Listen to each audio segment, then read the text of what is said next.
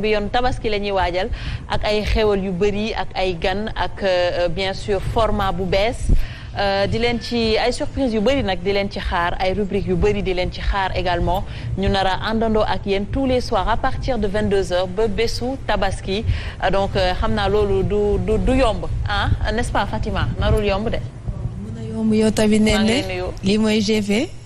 maa ngi lay fay bu baax a baax di am contentement comme ni nga ko waxee rek plaisir la di retrouver mbokk téléspectateurs yu Sen TV yëpp ci li nga xamante ne moom moo di GP spécial tabaski mooy nuyu ñi ma bokkal plateau bi yëpp première dame Mouhamed Diop ak say invité. mu ngi noonu kon ñu dem rek ci Fatou Abdou Ndiaye Fatou Abdou nuyu naa la. nee fay naa la bu baax a baax di nuyu téléspectateur yu Sen TV di leen wax ne grand plateau ñëwaat na donc ñu fas yéene ànd ak yéen fas yéene wàcc li nga xam ne moom mooy tabaski ak ni nga ko waxee li nga xam ne moo nar a am ci biir yëpp ngir gunge ñi nga xamante ne bu ñu ko seetaanee de toute façon dinañ ci gis seen bopp ci lépp li nga xam ne dinañ ko soxla nuyu Fatoumata Mouhamed mais également sunu invité yi nga xam ne dinañ la bàyyi nga présenté leen ñu ngi leen di nuyu bu baax a baax di nuyu également Alima Ndione. Mouhamed Diop. l'homme aux deux galons. nee na maa ngi lay ziar. bi yoon nag day relax plateau bu relax. non man xam nga relax. parce que génn nañ ci weeru koor bi xam nga da doon diis. li nga def sax xamoo ko xam nga GP. waajal tabaski ñun borom kër yi tabaski buy waaj a jub si xam nga bopp yi dañuy yaa ma gën a xaw. donc il faut que ñu am plateau mel ni GP. mën a décontracté mën cee yaa ma gën a xaw. te suuf si yëpp dinañ wàcc ndax dañ cee ànd ak ay partenaires yu rëy a rëy. dinaa ci ñëw tout à l'heure ay ñoom Wave. moo tax ñoom Expression moo tax mbégte la maa ngi lay nuyu bu baax a baax nee di nuyu sumay natango Fatou Abdou Ndiaye la Parissoise di nuyu Fan Mara Diop sama lakkal dama ko lakkal ndeysaan di nuyu également téléspectateurs Sen TV yëpp fépp fu ñu mën a nekk ñuy suivre également ci plateforme bi xam naa di nga ci ñëw ak suñuy gan xam naa dinañ dikk ak ñoom itam ci waxtaan bi ci kanam. mu ngi noonu dinañ dikk ak ñoom ci waxtaan wi di rappeler rek ne que di ngeen gagné ay xéwal yu bëri dinañ fi maye lu nekk ci grand plateau waajal tabaski bi di leen wax rek ngeen connecté wu ci Sen TV officiel ak suñuy ay page YouTube suñu plateforme digitale di partager vidéo yi comme ni ngeen ko defee woon bu boobaa rek Wave ñëw teral leen dinaa ñëw ci Wave léegi incha allah ma présenté gan yi xam leen ne que Alima Ndione également mu ngi ñëw rejoindre plateau bi parce que moom tam tey daf fi am gan bu spécial di dalal bu baax a baax kii di Clédor Sène leader du mouvement Clair Vision ñu ngi lay nuyu bu baax Clédor dalal ak jàmm suñu plateau.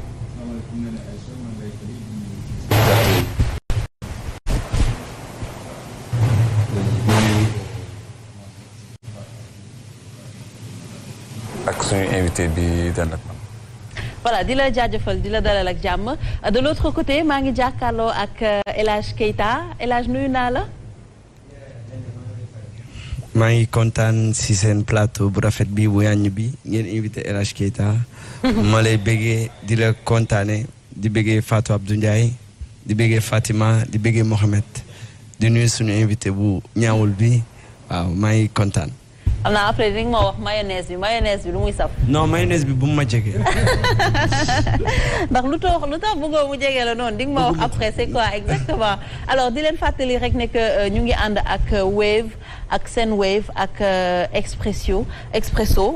te xam leen rek ne que approche u tabaski bi Wave dafa fas yéene def tournée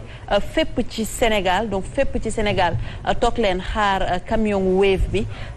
jot na sax jàll am na fu mu jot a jàll parce que commencé nañ ko depuis le 24 juin 24 ak 25 juin ñu ngi woon Kaolack jàll nañ fa dem Fatick dem Thiès dem Tivaouane dem Matam dem Saint-Louis tey ñu ngi woon Louga suba nag Kébémer la ñuy nekk alors ñoom lan lañ ci jublu muy sensibiliser informer su ngeen gisee ñu ne sensibiliser informer dafa am leneen également lu nekk ci ginnaaw mooy ay cadeau parce que période du tabaski bi aussi loolu mënut a ñàkk donc Wave dina déplacé wu ñëw ci gox-goxaat yi indi leen ay cadeau yu bëri ci cadeau yooyu sax dina amaale tombola bi nag su ngeen gisee camion Wave bu ñëw si seen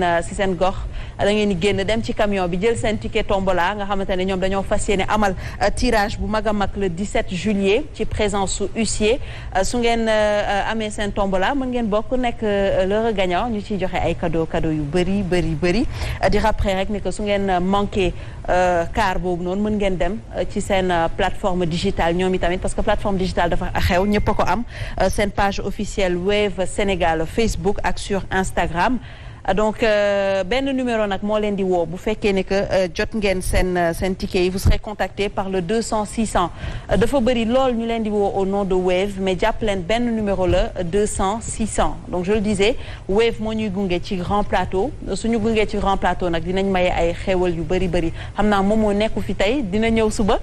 moom itamit joxe ci xéewal yi mais tey dinañ maye xam naa damay bàyyi rek après tout à l'heure Mouhamed wala Fatima wala Fatabdou wax ñu ñaata la ñu bëgg ñu maye ñu jël ko ci internet bi may leen ko yéen téléspectateurs parce que yéen a ko moom alors peut-être ñu commencer rek ak Clédor en attendant Alima Ndione di ñëw Clédor ginnaaw bi ñu la nuyuwaatee xam naa dinañ waxtaane actualité mais laata ñuy dugg ci actualité mbirum loi bi mbirum nervi yi yooyu yëpp daañu ci wax ak coronavirus peut-être bi ñuy annoncer une 3e vague mais la dernière fois bi ñu defee suñu plateau Ndoumbelane dafa am lenn lu kii di Dame Mbodj wax loo xamante ne peut-être xaw na choqué yenn sénégalais yi ñu ciy xaar lu bëri peut-être ay explications parce que dañoo wax ba génne fii l'affaire Babacar Seye ñu gis peut-être Clédor suñu demee bay wax ni que y a un rapprochement entre Clédor et la famille Babacar Seye peut-être ñu bëri mën nañ ci xalaat qu'en est-il exactement Clédor? waaw c'est que yéen a ngi focaliser wu juste ci dérapage bi Dame Mbodj def. parce que waaw daf ko rëcc xam naa daf ma bëggoon a défendre rek mais du loo xam ni dafa waroon a génn. pourquoi. parce que liggéey moo lal relation yooyu parce que dafa am lu ñu nekk di liggéey loo xam ne kenn mësu ko yëg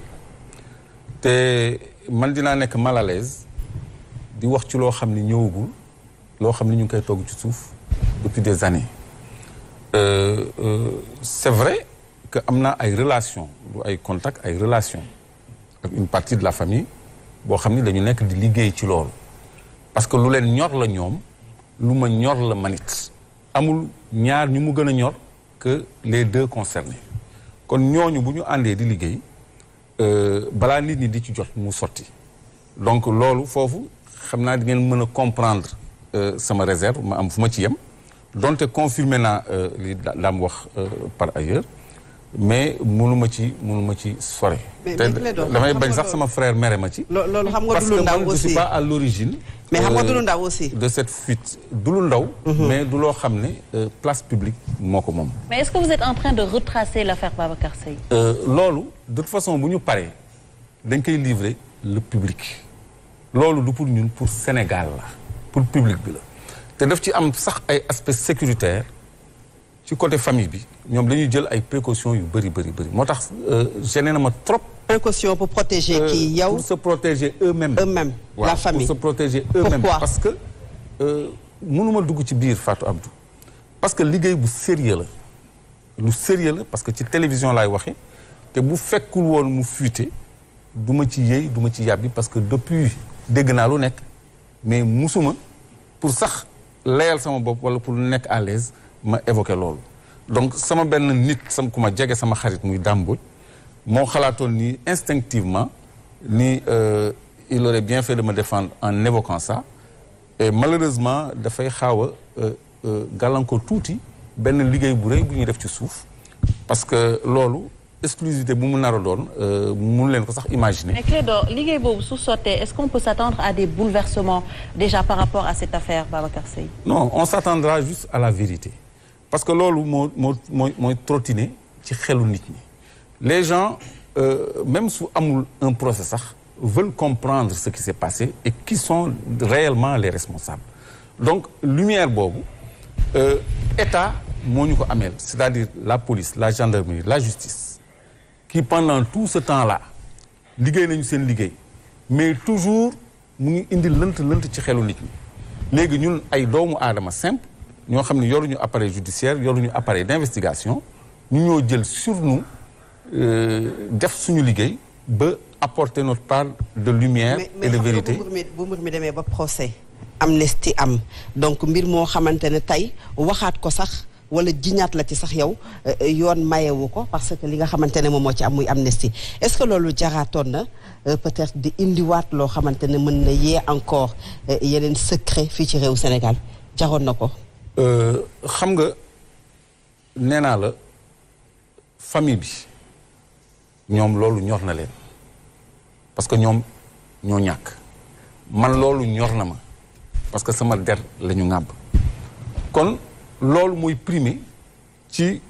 ay considération de cohésion sociale parce que man facteur de cohésion sociale laa sax quelque part parce que am na benn responsabilité boo xam ne su ma ko amul woon dinañu nekk peut-être ci benn instabilité depuis très longtemps te loolu état du Sénégal xam na ko. ah oui. état du Sénégal interpellé naa leen du benn yoon du ñaari yoon. ci assemblée nationale def naa man sama toute première sortie dans le cadre de cette affaire là boo xam ne aw ma ci benn problème pour wax ci c'était à la Sen TV avec Ahmed Aïdara. Pourtant avant ça toog naa plus de 25 ans communiqué wu. kenn xamul kan mooy Clédor. kenn xamul ni benn nit bu tuuti la bu simple kenn xamu ko. y avait un mythe benn caricature boo xam ni presse d'état bi moo ko entretenir pendant plus de 20 ans image boobu la nit ñi amoon de Clédor un personnage boo xam ne dafa wuteeg la personne que je suis nga xam ni bi ñu ma découvrir en 2017 par émission Sen Jotaay mais les gens se sont dit mais tiens melul comme li ñu ko doon imaginer parce que dañ doon imaginer waaju am doole bu ñàng bu soxor bu raglu boo xam ne tellement un criminel tellement dañ ko dépeindre en noir parce que booba il y avait pas la télévision privée il y avait pas cette floraison de presse il y avait la RTS la nature a horreur du vide on imaginait déjà ban façon nit la voilà donc alors quand je me suis présenté à l'opinion me tenir un discours cohérent dañ ni mais kii il a la tête sur les épaules am na ñu doon écrire sax naan mais il comprend français parce que dama doon bàyyi ay bribes de français alors mu jaaxal leen donc pour te dire force su média ni mu mel donc toog naa 25 ans waxuma ci loolu. ci lan nga interpellé état si loolu nga wax. attends j'arrive. ah d'accord. waxuma ci loolu malgré la ñu doon teg sama der yëpp parce que j'avais reçu des consignes parce que dama amoon staff de communication pas de son. pas d'image, rien du tout. Parce que man, je venais de 10 ans de privation de liberté. Je devais avoir droit à une vie privée. Je suis allé au restaurant sans qu'on me désigne du doigt. Je suis allé plage avec mes enfants sans qu'on me voici Clédor, etc., etc. C'est pour ça que je choisis une option. Donc, de laisser les vagues passer. Mais actuellement, depuis cette sortie-là, j'ai commencé à exercer ma citoyenneté, à m'afficher parce que les gens qui amna. Parce que force sortie boobu dafa amoon des raisons sécuritaires parce que dañu ma bëggoon tëj kaso pendant 10-20 ans ci ay accusations terrorisme moo tax ma dem communiquer parce que le jeudi suivant dafa am lu ñu ma lalaloon loolu moo waraloon sax rupture boobu ma communiquer léegi nag génn naa donc li ma war a wax dem koy wax li ma war a assumer dem koy assumer donc fi ma interpellé état ci émission boobu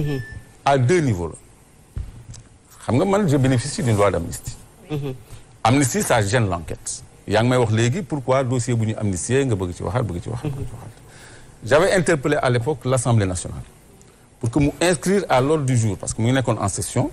l'abrogation de la loi d'amnistie de 2005 pour permettre ñu connaître à nouveau de ce dossier ba ma paree ci Assemblée nationale dama interpeller la justice la magistrature tout entière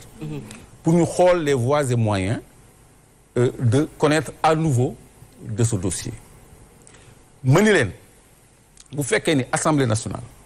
ak justice tële nañu ci loolu mënuñu ko mais quand même nañu teg un jury d'honneur parce que ñi seq affaire bi ñu ngi nekkoon en vie Bruno Diatta était là Tanor Dieng était là Djiboka était là le colonel Diédhiou était là ñu bëri comme acteurs ils étaient là et moi j'étais là prêt à me livrer à tout ça demoon naa sax ba citer une autorité boo xam ni nekkatu fi rafetul ma koy tuddaat attirer attention nit ñi ni kenn mosu ko dégg mu wax ci j'ai cité des noms man damay tudd ay tur man damay wax mu leer mais kenn mosuma tontu et pourquoi ce requête boobu amul réponse ci côté état ni côté autorité judiciaire. C'est à l'état qu'il faut le demander parce que ñoom ñu la ñuy interpeller. nan nga ci jàpp parce que même le président Macky Sall ba muy def campagne il avait promis en 2012 su ñëwee au pouvoir dina leeral affaire Macky maa ngi koy fàttali assemblée ba léegi mu ngi fi c'est pas trop tard. ñoom ñooy nëbb-nëbbal bañ affaire bi leer en quelque sorte. mais est-ce que affaire bi Clédor moo ko war a leeral wala justice moo ko war a leeral wala gendarmerie police ñoo ko war a leeral ñoom ñu ngi fi xam nga ñoom saa yu leen neexee voter benn loi en procédure d'urgence en 24-48 heures ñu jàllale loi bu leen neex au forceps mais lii mais normalement demande sociale la. mën naa réitérer cette interpellation l'Assemblée nationale ñoom ñoo am pour abroger n'importe quelle loi bu fi nekk ñoom ñoo majoritaire. Je requiers solennellement très solennellement de l'Assemblée nationale qu'il inscrive à son ordre du jour l'abrogation de la loi Ezzan pour permettre de jeter définitivement un faisceau de lumière dans cette ténébreuse affaire qui est entretenue. Man je suis prêt à apporter toute ma contribution ak acteurs yi nga xam ne ñu ngi fi encore vivant fuite bi Clédor parce que ñun on n'a rien à cacher et puis on n'a rien à perdre c'est une affaire qui a été déjà jugée léegi bénéfice bi ci opinion bi mën a am mooy ñu comprendre ce qui s'est passé mën a situer les réelles responsabilités xam toute la vérité dans cette affaire. les Clédor fuite bi est-ce que du yàq wala du xajamal liggéey bi nga xamante ni yaa ngi ko wax léegi yaa ngi ko tàmbali woon def ngir apporter la lumière sur cette affaire. si mën na gênant de la part de ñi ma ko seqal. lan nga ci ragal aussi de la part de ñi nga xamante ni ñoo la bëgg tegal ndëgg sërëx xëy na ci kaw ñu xoolaat naka la ñuy tëb wëndalee ba mbir mi gën a. li nga ci bëgg doo ko ci am en fait. c'est-à-dire mbir bi du leer. non amul ndëgg sërëx c'est-à-dire xam nga boo nekkee ak ay nit di liggéey ci suuf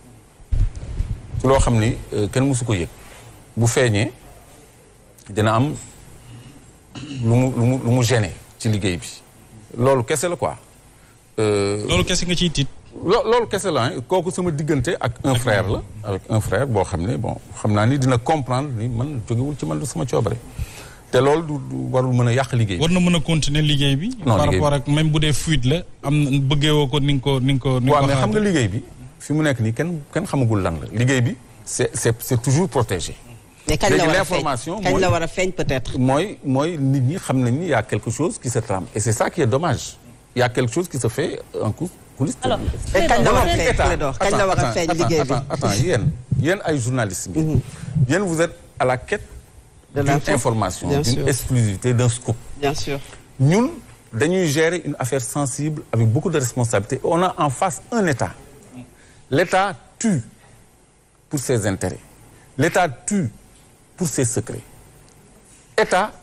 pour préserver dara jaral na ko lu nekk. Donc loolu moo tax sànq ma ni y a même des soucis sécuritaires du côté de la famille. moo tax alors monsieur Diouf bi nga xam ne moom moo ko yëkkati ci émission Ndoumbelane kaddu yooyu mu yëkkati ci loi boo xamante ne peut-être wax nga ko voté nañu ko nga bénéficier wu amnistie moom yéen ñaar seen relation lan la ba sujet boobu ñëwaat peut-être ci table bi ak Amadou Diouf bi yëkkati boobu sujet ak lan moo doon peut-être li nga xamante ne mooy décision boo jël par rapport à cela. Non c'est-à-dire monsieur Diouf man xaw ma ko moom yëkkatiwul sujet bi moom daf ma attaqué. C'est-à-dire li may liggéey ci suuf moom xamu ko man loolu rek moom ci xaaw a préoccupé. Tu comprends mais c'est pas la première fois mais subir ay attaques bassement crypto-personnelles mais attaques yooyu pour man baromètre la daf may won rek ne fi ma teg sama baaraam mooy metti dinaa mën a gën a bës foofu parce que bu ngeen seetloo sama communication temps yëpp damay accuser nommément Mbaye Niang d'être le sergent recruteur des nervis que sont les marrons du feu moom ak Pape Gorgui Ndong te je réitère souvent damay baamu tout le temps ni bés bu nervi yi songee nit ñi di leen gaañ ak dóor riposte bi ci seen kilifa yi lay dal ba pare moom Mbaye Niang ak Pape Gorgui Ndong avant muy dal ci nervi yi ci seen bopp donc communication boobu ñoom xam nañu ce que ça veut dire. mais Clédor tu les accuses très souvent dinañ gis sa ay sorties yan preuve nga détenir par rapport ak li ngay avancer avant de venir ci kaw mais des preuves vidéo et des listes d'agents de recrutement xam nga am na ñoom ñu ñuy recruter ñoo xam ne xaalis kese moo leen fay yóbbu suñu ay booy lañu. ah bon dañuy xam li xaalis kese lañ fay wuti. gëmuñu leen. est-ce que du yéen leen yónni. ay boy la ci c'est-à-dire c'est des gens qui militent dans l'opposition comme ni ngay gisee ñu loué ay nit ñu interviewé kenn mu ni bon xaalis moo ko ci dugal et cetera gëmu ko ça existe parmi les nervis am na ñoo xam ne. donc vous confirmez qu'il y a des nervis parmi vous. Non, c'est pas parmi nous. C'est-à-dire parmi les nervis il y a des gosses qui sont ancrés dans l'opposition. ñooñu ñooy wëlbati di dóor tam population bi. parce que ñooñu daf ci am bu ñu déggee li nga expliqué léegi nii. daf ci am ñoo xam ne gëmuñu APR dañu dem pour xaalis loolu mu ngi am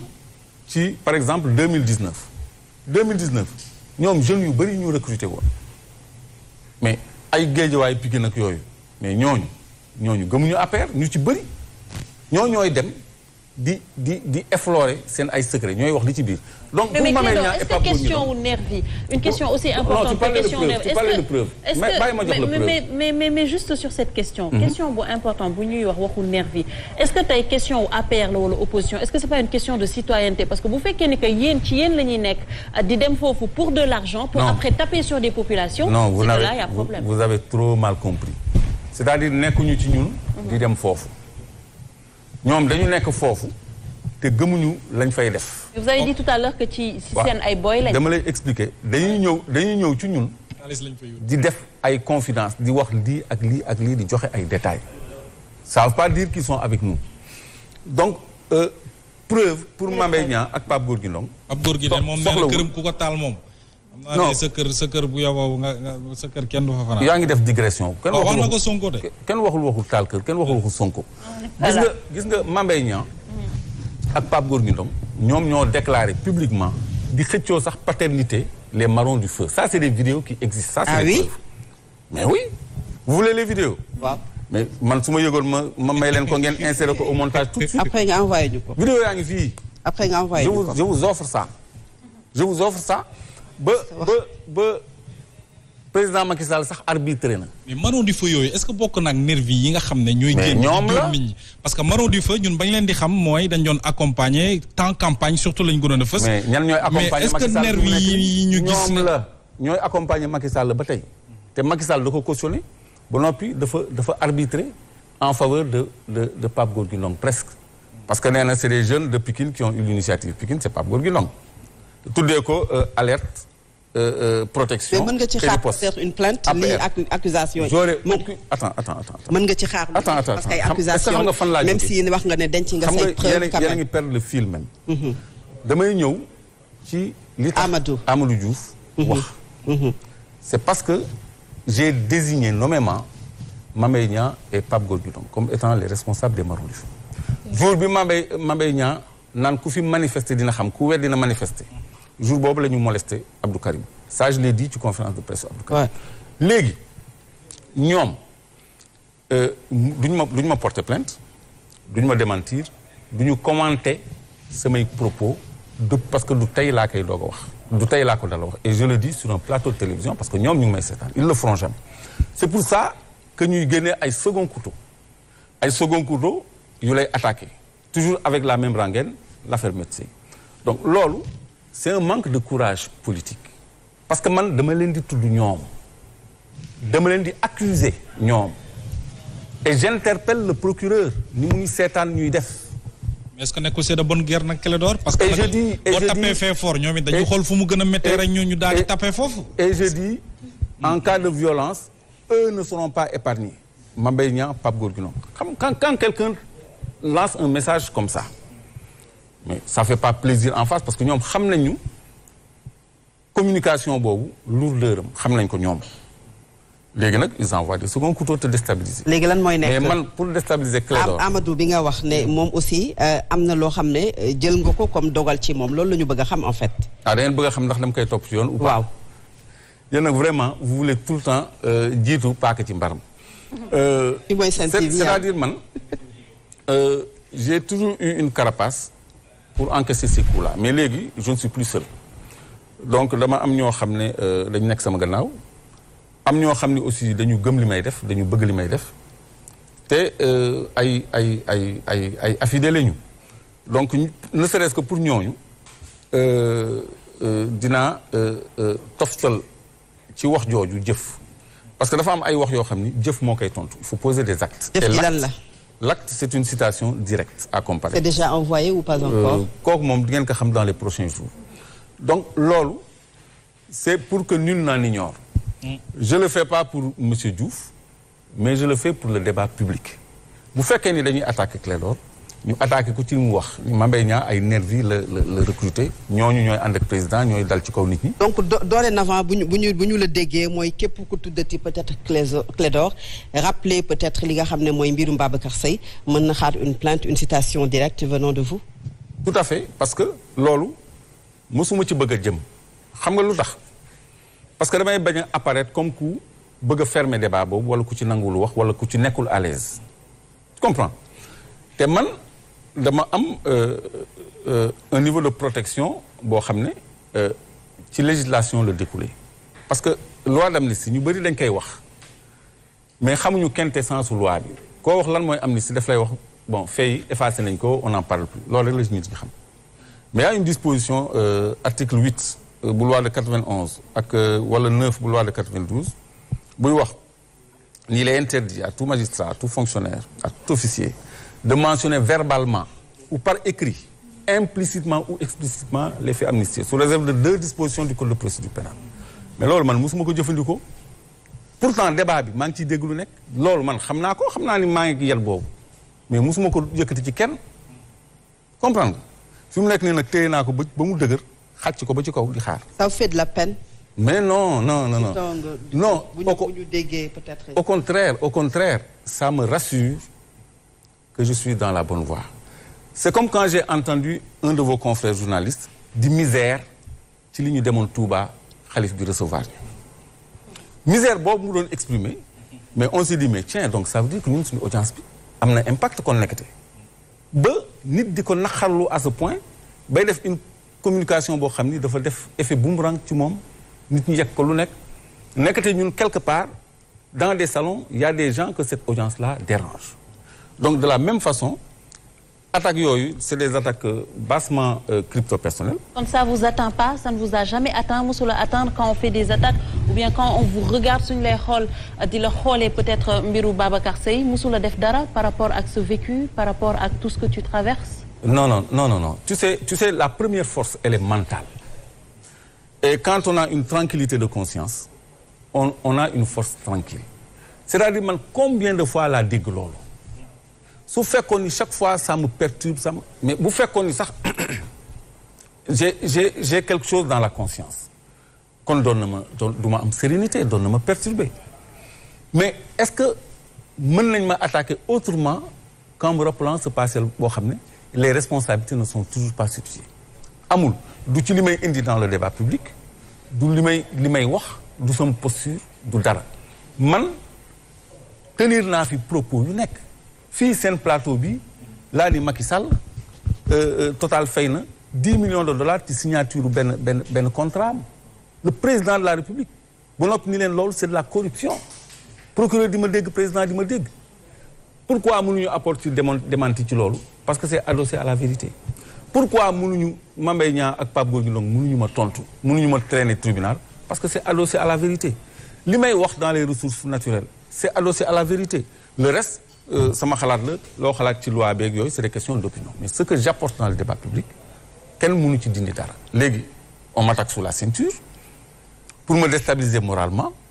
alors que xamuñu ni man mais j'ai été tellement éprouvé dans ma vie j'ai été tellement forgé dans ma vie que loolu ça passe pour moi juste pour un baromètre damay xam ni ñi ko yebal am nañu lu leen metti et ça me fait plaisir loolu dama ciy kontaan. mais pour la première fois nga def citation directe est-ce que aussi li ngay camoufler naan peut-être defu la dara. nekkul di la attendre si. nekkul di la attendre parce que yàgg nga ko dégg. mais présentement ngay gën di am jéego ci wàllu politique. wala bokk société civile. jiite coalition citoyenne le peuple. ne nga am na ñoo boot sa ginnaaw mais bu ñu demee ba tey mbir mi metti la ba mu yegg ci citation directe ci kàddu goo xam ne yàgg nga ko dégg est-ce que aussi firndeelul ne. c'est dommage que kii nekku fii Pa Assane Seck Pa Assane invité na ma RDV un gars il m'a attaqué brutalement sur ce sujet-là en direct. un jour aussi Ndoumbelane attaqué nañ la ci publiquement. waaw mais est-ce que j'ai disjoncté est-ce que je me suis départi de ma sérénité pour autant fàtte naa sax ni j'en ai fait l'objet à Ndoumbelane est-ce que perturbé na ma est-ce que ça m'a fait perdre mon fil wala dama gedd mais man gis naa ñuy gedd ci plateau ñuy saagante ci plateau. bien sûr on va parler à cœur ouvert Clédor yow peut-être mën na la bañ a toucher mais par rapport ak sa famille comment justement ngeen di vivre loolu comment tu vois yow sa famille nu ñu koy vivre par rapport à ça. gis nga ma famille a traversé les mêmes épreuves parce que avant ñu àgg fii j'ai été victime de 10 ans de privation de liberté. te année yooyu moo gënoon a metti parce que y avait que la presse d'État année yooyu lañ ma doon dépeindre en monstre ma famille a vécu ça pendant 10 ans puis pendant 15 ans supplémentaires ça fait 25 ans c'est une famille forgée à l'épreuve man sama papa c'est un éducateur spécialisé sciences humaines la jàng donc ku am ay valeurs la ku am dal la ba noppi daf ci mooñ famille bi donc man c'est à cause de ma famille que je suis comme je suis que laa am morale que laa tenir parce que ñoo ma accompagné pendant toutes ces longues années d'épreuves là donc mais profiter du passage pour les remercier ñoom ce qui les incombe mooy la tranquillité de conscience parce que nee na Aïcha boo bëggee topp lu nit ñi di wax mais da ngay nekk ni benn këyit ci ngelaw tey nga dem fii tu ne vis pas alors que moi je me construis tous les jours je fonctionne tous les jours léegi man mon problème mon souci c'est ma préoccupation c'est de faire passer ma caravane c'est tout li ci topp moom bëgguma sax am incorrection wax ko mais daal je me préoccuperai de faire passer ma caravane et elle est en train de passer parce que pourquoi monsieur Diouf ngeen bëgg jël waxam def ko émission moi ça me met mal à l'aise parce que Mamadou Ibra Kane il n'a pas eu ça de moi yow yaa ma posé woon question Mamadou Ibra Kane est-ce que tontu naa la ci j'ai zappé presque la question parce que li ma ci bëggoon xam naa ko gis naa ne mu ngi misère parce qu'on a eu une audience successful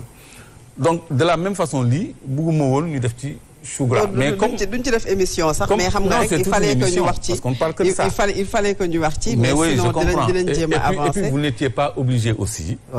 de me donner une opportunité de parce que c'est la première fois ñu dégg la nga wax yu mel nii aussi ci petit plateau à part bu Ahmed Aïdara waaw à part bu Ahmed bi de fond en comble man fu ma dem nga ñëw ci mais depuis lors peut-être c'est pas un sujet tabou pour moi man je me livre pas à la presse man musuma la ñëw ni la question bii nga may posé bii dama ci wax bii duma ci wax moi je demande pas de protocole d'ITV loolu nangul nañ la ko man je me livre avec sincérité avec naturel man sama bopp laay wone li ma doon laay génne am na lu ñu dégg ci yow yoo xam ne boog tey la ñu ko dégg même si wax nga ne waxoon nga ko ak Ahmed Aïdara mais peut-être duggaat nga ci ñëwaat nga ci li nga xamante ne mooy cette révélation faite par ki nga xam ne mooy Dame Mbodj et que nga indi ci leeral révélation la ci ñun parce que am na ñoo xamante ne xamuñu ko woon su fekkee rek mën nañu wax ci leneen jëm ci li nga xam ne moom mooy élection peut-être locales yi ñu ngi ci déjà tey am na waxtaan boo xam ne amoon na ci les acteurs mais mu am ñaari point conclure ci lii rek waaw conclure Aïcha conclural ñu ngi lay dégloo je disais que vous n'étiez pas obligé di ma jox opportunité mais mel ni kuy tontu Amadou Diouf parce que kooku jëf laa koy tontu donc man yàlla bindee na ma noo xam ne loolu mënuma départir de ma sérénité jox naa la ay exemple en direct en plein direct donc loo xam ne dañ ma ko rapporté man j'ai même pas suivi l'émission dañ ma ko rapporté kon loolu lu ma réglé ba pare la et kenn mënuma autoriser wala ñu xañ ma place dans le débat public parce que man je me suis imposé dans le débat public personne ne m'a fait de la place personne ne m'a donné une place dans le débat public man maa ñëw indi fi lu kenn indiwul muy le débat sur les ressources naturelles et sur les richesses du Sénégal bi ma ci ñëwee ba léegi bi ma ci nekkee ba léegi wéet naa ci de kan moo mu ci fekk si kan moo fi nekk dans le débat sur les ressources naturelles c'est un désert donc loolu même bu dee ñaari sénégalais wala ñett sax renseigné naa leen enseigné naa leen ci seen ay ressources donc loolu avec des illustrations et des preuves à l'appui loolu mooy sama notoriété dans le débat public. léegi loolu leer na il faut ñu avancer aussi maa ko may sama bopp. du lu ma nit di may wala lu may xañ wala lu ñu may autorisé wala lu ñu may ñàkk autorisé donc loolu je veux que ce soit très très clair. très clair léegi il faut ñu avancer ñu ngi woon ci article L31 L32 bi nga xamante ne ñu bari jàpp nañu ne war nañ ko mën a soppi pour permettre peut-être ñi nga xamante ne moom mooy Karim Wade ak Khalifa Sall mën a bokk ci élection locale yi mais également ci yenn élection yoo xamante ne war nañ ci jëm bokk na ci également parrainage bi nga xam ne du dem ci élection locale yi loolu yëpp ban jàngat nga ci am yow. waaw L31 ak L32 au-delà de Karim ak Khalifa Sall. dafay empêcher ñu bëri ñu nekk candidat à des élections parce que dañu ni bu ñu la condamné même avec 1 mois assorti de sursis mais 1 mois assorti de sursis loolu naka la mën a yàqee éligibilité nit 1 mois assorti de sursis donc ça veut dire que 15 jours rek la ñu ñemewul wax quoi ça veut dire ñoom dañuy dindi le maximum donc loolu c'est des lois orientées c'est comme l'article L57 bi ñu naan électeur ou éligible ñu remplacer ou bi par et pour viser Karim Wade donc L31 ak L32 je crois que ay dispositions ay filtres la yu ñu dugal ci biir code électoral bi yoo xam ne ñun dans le cadre du dialogue politique au sein du Front de résistance nationale bi nga xam ne membre laa ci en tant que membre de la conférence des leaders suñu ay mandataires bokk na ci points yi nga xam ne dañ ko waroon a amender ci code électoral bi donc loolu président Macky Sall moo yor le dernier mot parce que les points qui ne font pas l'objet de consensus moom mooy tranché. xam ngeen ci yaakaar par rapport ak dernier mot boobu mu yor par rapport ak disposition yooyu. mais on attend la mouture de la loi parce que président Macky Sall day politique ñun ñuy politique moom il veut se maintenir au pouvoir bëgg a xañ nit ñi ñu accès au pouvoir. Nous, on veut un changement au sommet de l'État et à l'Assemblée nationale. Donc, nous voulons un jeu démocratique clair et transparent. Nous voulons loolu parce que recommandation dialogue politique mais depuis février daaw lañ ko déposé seen table ñuy traîner ba délai yi di ñu xoj mais ñoom c'est leur loi liberticide là bi ñu ko bëggee jàllale barki Dembo Ndiaye mais dañuy def procédure d'urgence la loi sur le parrainage bi ñu ko bëgg a jàllale dañuy def vote sans débat procédure d'urgence kon léegi la loi électorale moom nee na 23 janvier la ñuy dem élection est-ce que c'est tenable parce que il faudra au préalable dégg naa tey dañ def conseil des ministres anticipé maa ngi doon xool communiqué bi mais bon tu vois pour tenir les délais mais man je doute que les délais puissent être tenus rawatina nag bu fekkee ni dañ ciy boole di dawal ay fake news gouvernement bi dafa dawal ay rumeurs comme quoi le 15 juin passé la ñu war a ouvrir les inscriptions sur les listes électorales c'était faux c'est pas possible avant le mois d'août ñoom xam nañ ko parce qu'on est tenu par des délais il y a aussi des contraintes du côté de la CEDEAO il faut 6 mois avant lépp pare donc est-ce que délais yooyu mën nañ ko tenir est-ce que conseil des ministres anticipé bi ñu def tey lundi dinañu permettre de rentrer dans les délais il va dire il a fait le maximum ce qui est sûr mooy président Macky Sall bëggul dem ay élections. yaakaar nga ñu dàqati fi élection locale yi ak li nu ko dàq lépp coow li ci bari yi. loolu moo gën a probable ma wax leen ñaar dàq élection yi bu mu leen bett ñu revenir ci élection du maire au suffrage universel direct bu mu leen bett parce que loolu arrangé tul Macky Sall yooyu ay objet de consensus la ba pare au sein de l'opposition Macky Sall da ko war a dugal ci code électoral bi. maire dañ koy fal léegi au suffrage universel direct léegi arrangé tu ko parce que dans beaucoup de localités il y a beaucoup de responsables APR yoo xam ni dañuy xëccoo tête de liste léegi boo jëlee kenn teg ko tête de liste ñeneen ñi dañuy def liste parallèle wala vote sanction donc ils veulent reconduire le conseil municipal ba ñu daan voté comme li ñu daan def après ñu def lobbying désigner ki ñuy nommé comme ça ils sauvent les meubles donc ils veulent revenir sur ça pour des raisons électoralistes kon président Macky Sall bëggul dem élection surtout qu'en 2022 bu demee élection législative il risque de perdre la majorité te bu boobaa c'est très lourd de conséquences loolu musuma ko wax mais li muy ragal en réalité mooy opposition bi mais haute cour de justice mooy juger président ak ministre haute cour de justice ku koy taxawal assemblée nationale il faut 8 députés et 3 magistrats 5 de la majorité 3 de l'opposition et un non inscrit donc opposition bés bu amoon majorité à l'Assemblée nationale mais on va convoquer les dossiers yi nga xam ne ça a fait déjà l'objet de rapports IGE OFNAC IGF inspection générale des finances il y a l'affaire Prodac et toutes les affaires yi nga xam ne téye nañ ko nii ba pare nga xam ne laajatul enquête on va les appeler et président Macky Sall il va rendre des comptes donc loolu bëgg ko donc ñun bu ñu dëgërul élection du am moo tax président Macky Sall il se prépare à gérer le chaos il veut installer ce pays dans le chaos même cette loi mais yow gisoo muy menacer naka lay waajee di dóor nit ñi di ànd ak ay nervi di voter ay loi liberté loi yi wóor na ni loi bi ça va créer encore des confrontations entre le pouvoir et l'opposition il veut ça on dirait parce que deful dara loo xam ni dafay teg Sénégal ci jàmm te ñun mais dañu ñaan njekk ñu maye ci jamono joo xam ni dañoo jekku léegi moom mu jóge ci loolu di tëkku nit ñi di menacer nit ñi di soppi loi yi di fi indi dictature boo xam ne loolu mënul prospérer ba noppi nervi yi may déplorer ñu leen di enrôler gendarmerie ak police parce que gendarmerie doo fa dugg sans service militaire léegi parmi les 3000 recrues il y a 2500 yoo xam ne defuñu service militaire il y a eu des grincements de dents au sommet de la hiérarchie loolu moo waral les changements au sommet de la hiérarchie aussi bien de la police que de la gendarmerie parce que ñoom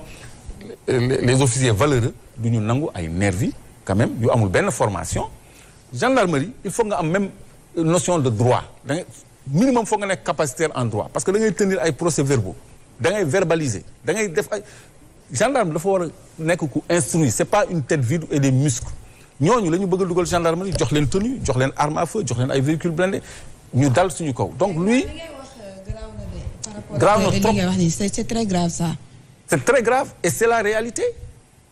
mais loolu moo nekk di dessiné wu c'est un schéma clair qui est établi. est-ce que manipulation tamit Clédor amu ci parce que xam naa ne di nga ci ñëw muy loi bi bëgguma ci xuus xam naa bokk na ci tomb ñu war a waxtaanee mais bu ñu déggee opposition bi di wax xam nga ni lii lañ bëgg a def dañoo bëgg a dal ci askan wi est-ce que du côté de l'opposition quelque part amul manipulation pour que itam askan wi xëy na ñëw féete ak yéen jéppi régime bi fi nekk est-ce que tamit yéen a ngi def am njàngat bu yaatu par rapport ak ça ndax manipulation boobu ñu bëri ci opposition ñu ngi ci tàbbi. waaw léegi kon nañu logique ak analyse départagée coups et blessures volontaires ñu xeex gaañante toujours ñu àtte ko ci tribunaux yi mu ngi ci code pénal ci code de procédure pénale pourquoi ñu bëgg ko assimiler à du terrorisme dans un couple ci biir kër góor jëkkër ak jabar mën nañu xeex ba gaañante coups et blessures volontaires est-ce que ça c'est du terrorisme ku nekk ci ordinateur am mooy ñiy kàcc ci seen gannaaw ordinateur neewoon na leen li ci kanam a ngi ñëw li ci kanam c'est ça tous les délits liés aux nouvelles technologies de l'information et de la communication sont assimilables maintenant à du terrorisme nga publier benn post nee na Aïcha neexuma dañ ko war a def ni dañ ko war a def naa paf. mais Clédor ce qui est étonnant c'est que loi bi ñuy wax nii ñu ngi ko doon wax en 2007 en 2016 le 28 octobre 2016 précisément ñu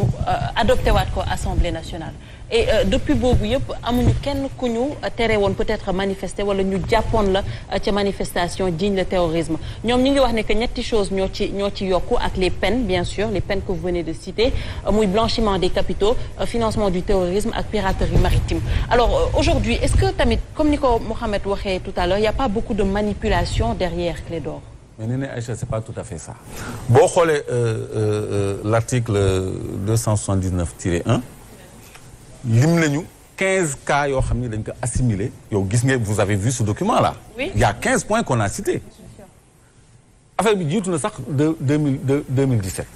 Même en 2006 on a voté une loi pour lutter contre le terrorisme. Parce que dëkk day am un arsenal juridique quand même pour faire face à tous les crimes et délits possibles et imaginables. Donc loolu c'est déjà dans notre code pénal et dans notre code de procédure pénale. Li ñu aligné wul woon ci terrorisme mooy délit yooyu ay destruction de biens appartenant à autrui, destruction de biens appartenant à l'État, participation à un rassemblement non autorisé, etc., etc. Parce que loolu ça renvoie à ce qui s'est passé avec Auchan et Total. nga xam ni c'est des intérêts étrangers qui ont été attaqués, saccagés. ak yeneen këru sénégalais yi. ak ay këru sénégalais. donc yooyu moom la loi da ko prévoir ba pare yooyu loi prévoir na ko ba pare destruction de biens appartenant à autrui c'est dans le code pénal. Tout à fait. Destruction de biens appartenant à l'État c'est dans le code pénal. Participation à manifestation yooyu yëpp c'est dans le code pénal mais kenn assimilé wu ko à du terrorisme. C'est ça le problème ba noppi terrorisme perpétuité pour si peu perpétuité donc loolu objectif bi ñaar la. c'est-à-dire ñun ñii ñu waajal ñu xam nga man mii dañ ma fi fenaloon ci benn audio bu fuité ñu ni ma le procureur association de malfaiteurs kan mooy malfaiteur Guy Marius Sagna ak Assane Diouf kooku ñoom kenn tudd leen ci audio bi création de mouvement insurrectionnel où est le mouvement insurrectionnel provocation aux crimes et délits loolu lañ ma fenal pour rek téye ma kaso man ak Guy ak Assane ak ñëpp ñu leen di déranger léegi ñooñu bu ñu amee arsenal juridique bu ñu mën a tenir n'importe quel lanceur d'alerte n'importe quel acteur public n'importe quel acteur politique nga xam ne bu ñu la collé chef d'inculpation yooyu le juge il te place sous mandat de dépôt fàtte la mën na la sax bañ a juger mën na la téye 5 ans du la juger. Ça dépend de l'appréciation du juge. léegi loolu ça dépend de l'appréciation du juge ba noppi il y a un autre aspect liberticide qui consiste à écouter les téléphones des gens pendant 4 mois renouvelable sans dire combien de fois mën nañu déglu sama téléphone parce que rek bon ils veulent savoir ñi nga xam ne dafa la nga amu ci sama benn audio léegi bu amee accès ci sama téléphone sama messagerie sama galerie sama lépp dañu ko def uniquement pour indi réponse aux événements de mars 2020. c'est-à-dire ñoom ils veulent se couvrir par la loi ci ay actes hors la loi yu ñuy def parce que ñun li ñuy def c'est gii dem di jëndi reer ñu jàpp ko yóbbu naan ko association de malfaiteurs provocation aux crimes et délits mais ça c'est des mensonges. mais les assurances yi nga xam ne ministre bi génnee na ko mais ministre bi ñu dénk wàllu ko yoon leeral que ne li ngeen ciy xalaat bokkul ak li nga xam ne moom moo am et que Sénégal dafa nekk dëkk bu exposé et que yéen sax war ngeen a mën a dugg ci xeex bi nga xam ne ñu ngi koy xeex wàllu terrorisme. non c'est-à-dire ñoom aussi il faut que ñu respecter intelligence nit ki loi bi mu amee nit ñi dañuy dem xool li ci nekk ci li ci nekk la ñuy wax du affaire li ngeen xalaat li ngeen non li ñu bind la du li ñu xalaat mais ñoom lu ñu bind la ñu voté ko président di ko waaj a promulguer loolu moo posé problème la ñu bind ci loi bi la ñu ci dëxëñ mooy problème bi mais pas ñun li ñuy xalaat wala li ñuy njort wala ñuy ragal donc objectif bi je disais ne ñaar la tenir ñu en respect ñun léegi bu fekkee ni yàlla may ñu fit dañu ne fu ñu wootee manifestation kat mën nañu téye giiru dund wala mën nañu kole liw wala bu fa dara yàqoo ñun lañ koy wax wala non attends opposition musul woote manifestation violente c'est un événement ça kooku jeneen jàngat la laaj opposition musul woote manifestation violente manifestation pacifique la mës a woote kenn musu fi tëgg concert wala lamb woote violence mais à la fin nawetaan yi sax à la fin day terminer ci ay violence am na benn match bu amoon fii stade Demba Diop ay supporteru stade de Mbour dañ ci sax dee te dañu demoon pour bégal seen bopp pour supporter seen équipe donc dérapage yooyu day am parce que psychologie de masse kenn mënu ko maîtriser donc loolu ay collatéralité la yuy am ci ay rassemblement n'importe quel type de rassemblement politique sportif événementiel ou autre léegi nag bu dee un rassemblement politique day am ay responsables parce que day am ñu dem devant le préfet déposer une déclaration de manifestation léegi ñooñu bu ay trouble à l'ordre public amee ils sont moralement et pénalement responsables léegi loolu mooy état-major yi la ñuy cibler d'abord pour que bu ñu joxee mot d'ordre wala ñu wootee un événement ñu xam li leen ciy fekk c'est un glaive sur nos têtes pour que ñun ñi nga xam ne ay lanceurs d'alerte la ñu aussi bu ñu leen déranger mën nañu dugg suñu téléphone xool benn audio bu ñu mën a coller juridiquement wala benn post bu ñu mën a coller juridiquement wala benn même image man gis naa camp pénal koo xam ne ba noppi ñun suñu téléphone mënuñu ko tëj yow man mën naa la yónnee ay images violentes sa téléphone yow ak message te yow yëgoo tinoo ñu ñëw fekk ko sa téléphone yóbbu la mais loolu c'est la porte ouverte à tout man léegi ku ma bëgg a daaneel man mais est-ce que mën naa tere sama puce mu jël message. en résumé bu ma la déggee da nga. c'est de l'insécurité judiciaire ci loolu la ñu bëgg a installer bi nu mu tuuti Boubacar Seye bu Horizon Sans Frontières doon wax notion d'insécurité judiciaire boobu foog ñu xool ko c'est une notion nouvelle boo xam ni dafa nekk en vigueur fii. en résumé bu ma déggee li nga wax da nga bëgg a wax ne loi bi nga xamante ne voté nañ ko keroog à l'Assemblée nationale visé wul ñi leen di terroristes yi mais yéen lay visé yéen ñi nga xamante ne yéen a nekkee ci opposition bi. baal ma nekk suñu Fatima répété ko rek question. ma ne non Damboj la Damboj la seen xarit la. Dame nag mënul toog këram mënul toog këram. Damboj moo ñu perturbé quoi. Dame dama lay wax comme internet yi lu ñu wax de. dafa insister moo tax Mouhamed réseaux sociaux yi Dame arrête lañ ma tuddee. Dame il faut que tu arrêtes ah. Dame bàyyi sa layaat moo ma jaaxal de élément excuse-moi je suis désolé. non y a pas de souci en fait je disais tout simplement que ne li bu ñu déggee li nga résumé lii yëpp ci wàllu loi bi nga xamante ne voté nañ ko à l'Assemblée nationale ça veut dire que ne loi bi visé wul ñi nga xamante ne ñoo di terroristes yi mais opposition bi lay visé en principe. Très bien c'est la seule lecture c'est une loi qui vise l'opposition parce que il y a une loi contre le terrorisme déjà contre le blanchiment d'argent déjà contre les usages et manipulations d'explosifs yooyu yëpp c'est sanctionné par la loi et lourdement même sanctionné par la loi mais ñun la ñuy viser en fait donc c'est une loi qui restreint nos libertés c'est-à-dire président Macky Sall daf ñuy pousser ci xeex lu ñu am ba pare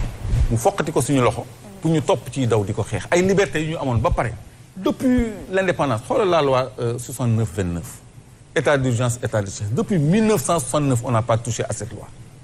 2021 il vient dugal benn troisième régime léegi mën na décréter état d'exception sans recourir à l'Assemblée nationale léegi il a tout. mais Clédor à t'entendre parler dañuy am impression quand même que les dés sont jetés tey gis nañu opposition parlementaire attaquer cette loi ci conseil constitutionnel alors dafa mel ni xaaroo ci dara.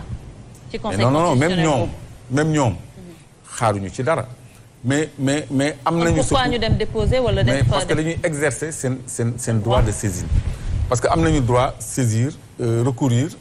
à l'Assemblée nationale parce que mbir du am nga ni lii du sotti rek du ma def dara bu doon loolu parce que foofu bu ñu fa jógee après dañuy dem CEDEAO vous avez vu avec Maître Tine la loi sur le parrainage conseil constitutionnel ba ñu koy déposer foofu mais amuñu ci woon benn yaakaar mais déposer nañu ba ñoom ñu délibéré ba pare ñu jël délibération ba yooyu yëpp dem CEDEAO on a eu gain de cause. Donc, bataille bi c'est à la fois sur le plan judiciaire et sur le terrain politique. mais bii nag wute na parce que naam am nañu droit déposer waaye juristes yi dañoo wax ne il faut que ñu andi ay preuves yu leer nañ te wóor que ne loolu ñuy wax ne loi bi dañ ko bëgg a def pour tere leen manifestation ngeen andi preuves yi war est-ce que itam opposition boobu wala opposition parlementaire bi yaakaar nga ne. am na ay matuwaay yu doy ngir andi ay preuves yu doy comme quoi ne loi bile pour tere leen manifestation la parce que tamit déposer rek. du demee noonu mais preuves yi mu ngi ci 79-1 alinéa 1 15 énumération yooyu muy preuve yi mais loi bi xanaa liiru leen ko loolu c'est de la substance loolu moo nekk ci loi bi c'est-à-dire nga nekk bu ñu ne les délits liés aux nouvelles technologies de l'information et de la communication loolu c'est tellement vague et tellement fourre-tout mais kooku c'est liberticide coups et blessures volontaires lu mu jotee terrorisme. mais ce qu'on a vu quand même. manifestation lu mu boole ci nouvelle technologie ci foofu laa ñëw ci juste rek ci nouvelle technologie parce que li ñu jot a gis aussi par rapport ak dérapage yi ñu nemmeeku ci internet bi tamit est-ce que tam jotul aussi ñu daal di koy réglementer. c'est impossible. internet c'est impossible. techniquement. c'est impossible de réguler internet bu ñu comprendre lan mooy internet c'est une toile mondiale boo xam ne cerveau bi mu ngi États-Unis Sénégal maîtriser wul sax ay données personnelles bërki Dembo Ndiaye la ñu am suñu centre de données personnelles mais naka la ñu mën a amee mainmise sur internet man mën naa nekk fii am un numéro italien américain et cetera avec mën naa tijji lu compte en Espagne aux États-Unis avec un pseudonyme et tout ça. Très bien.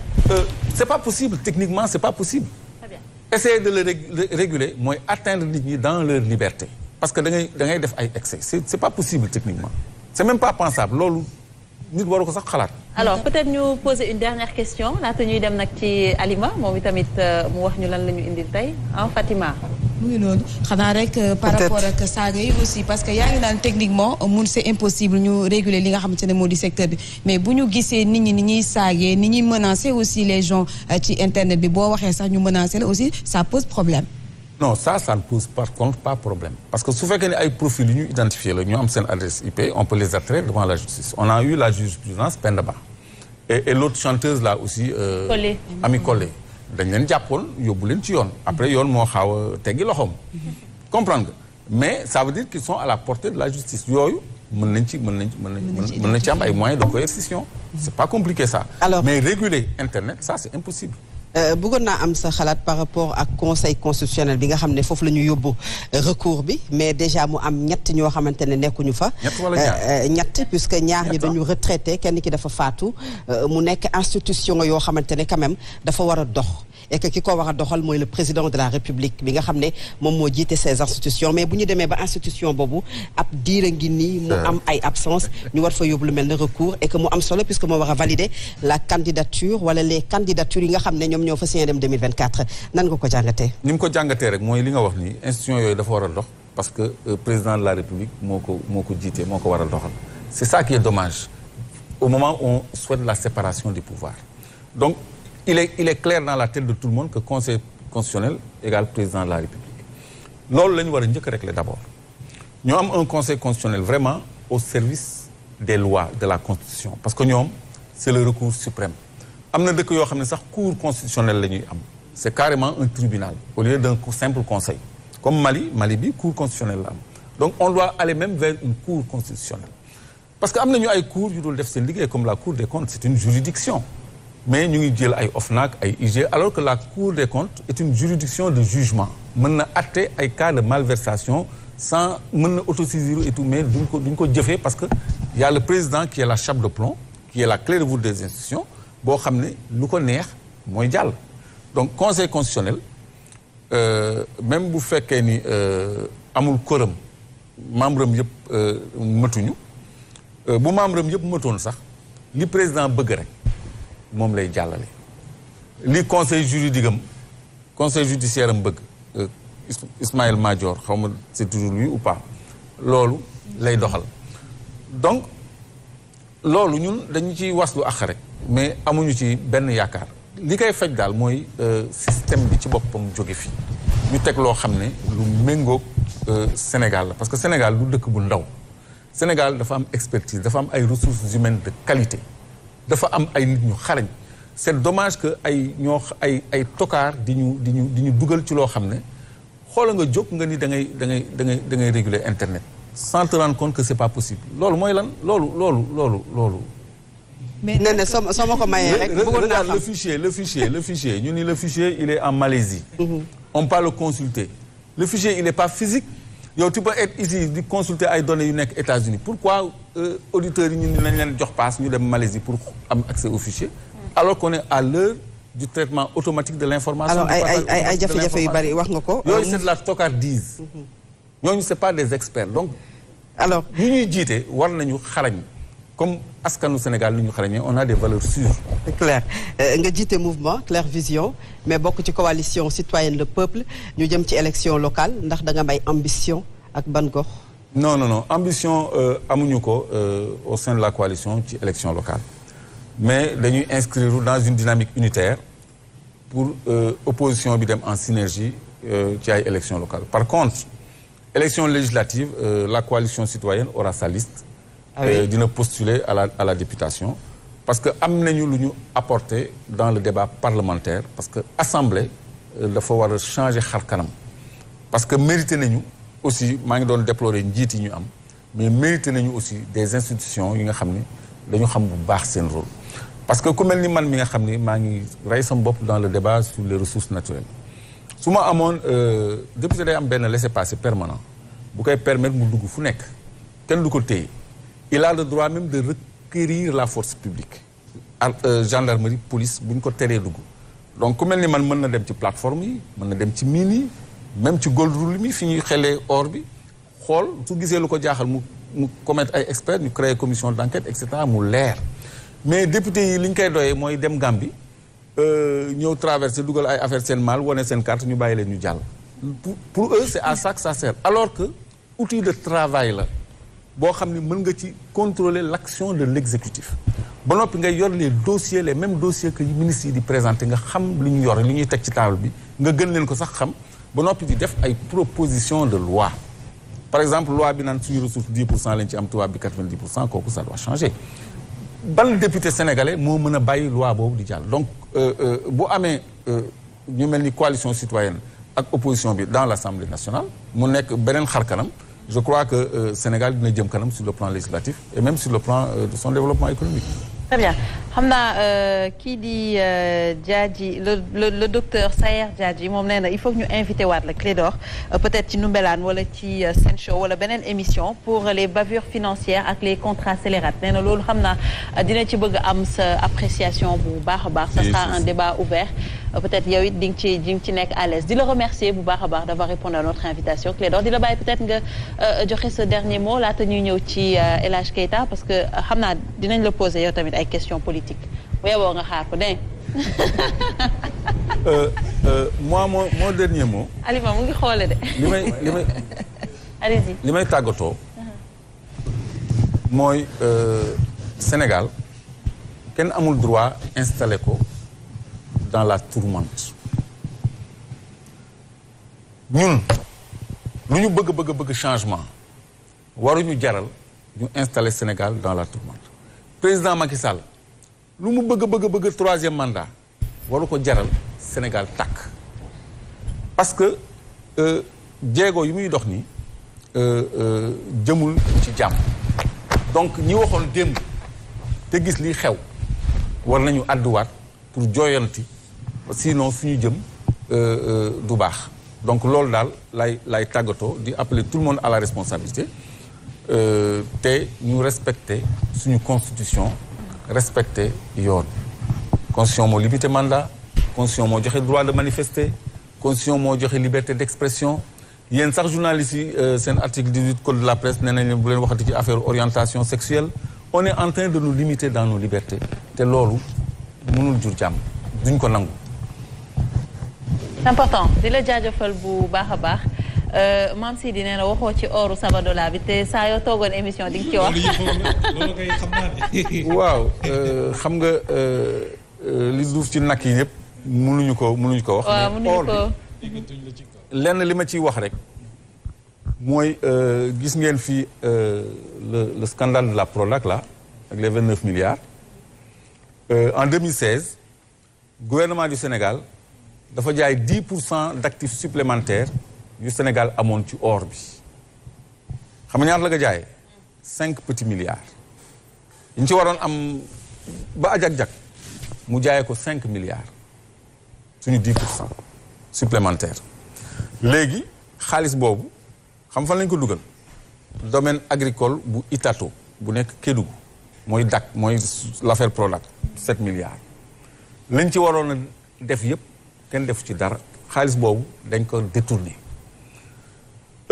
Massawa gisement Massawa benn partie la bu nekk Kédougou boo xam ni moo ëpp or Sabodala bi nga xam ni moom la ñëpp a xam dafa am ay benn société bu tudd Rangold ak Ashanti Gold ñoom Macky Sall daf leen jàppale le président Macky Sall parce que directeur u entreprise bi moo ne le président Macky Sall nous a facilité la vente de la mine parce que mine bi dañ ko jaay 90 tonnes de potentiel te président Macky Sall moo nekkoon courtier bi pour ñu jaay le gisement de Massawa mu génn ci escarcelle u Sénégal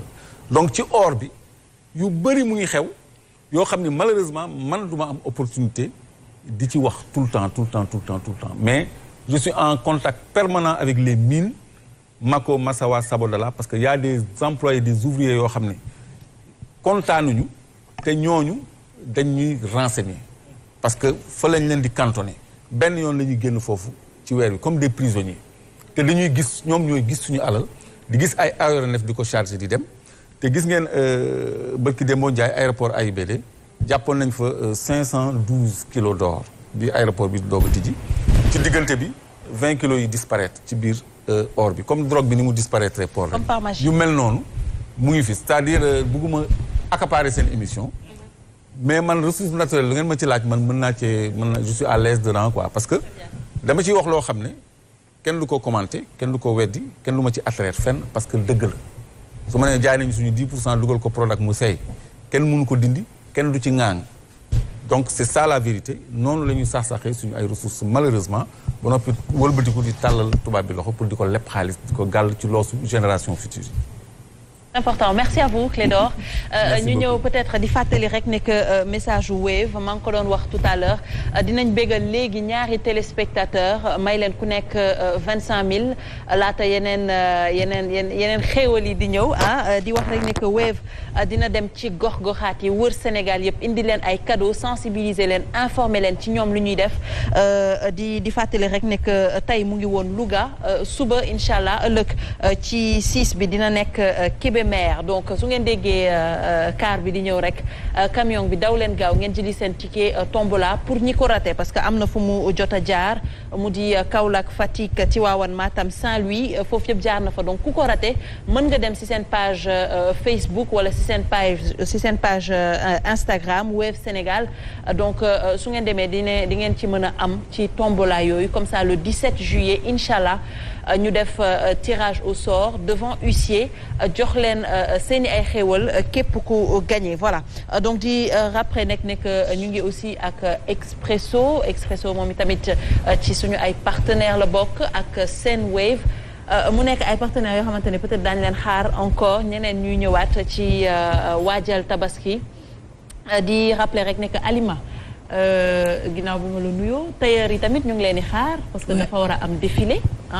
pour wane 5C yi ñuy waajal ci tabaski bi.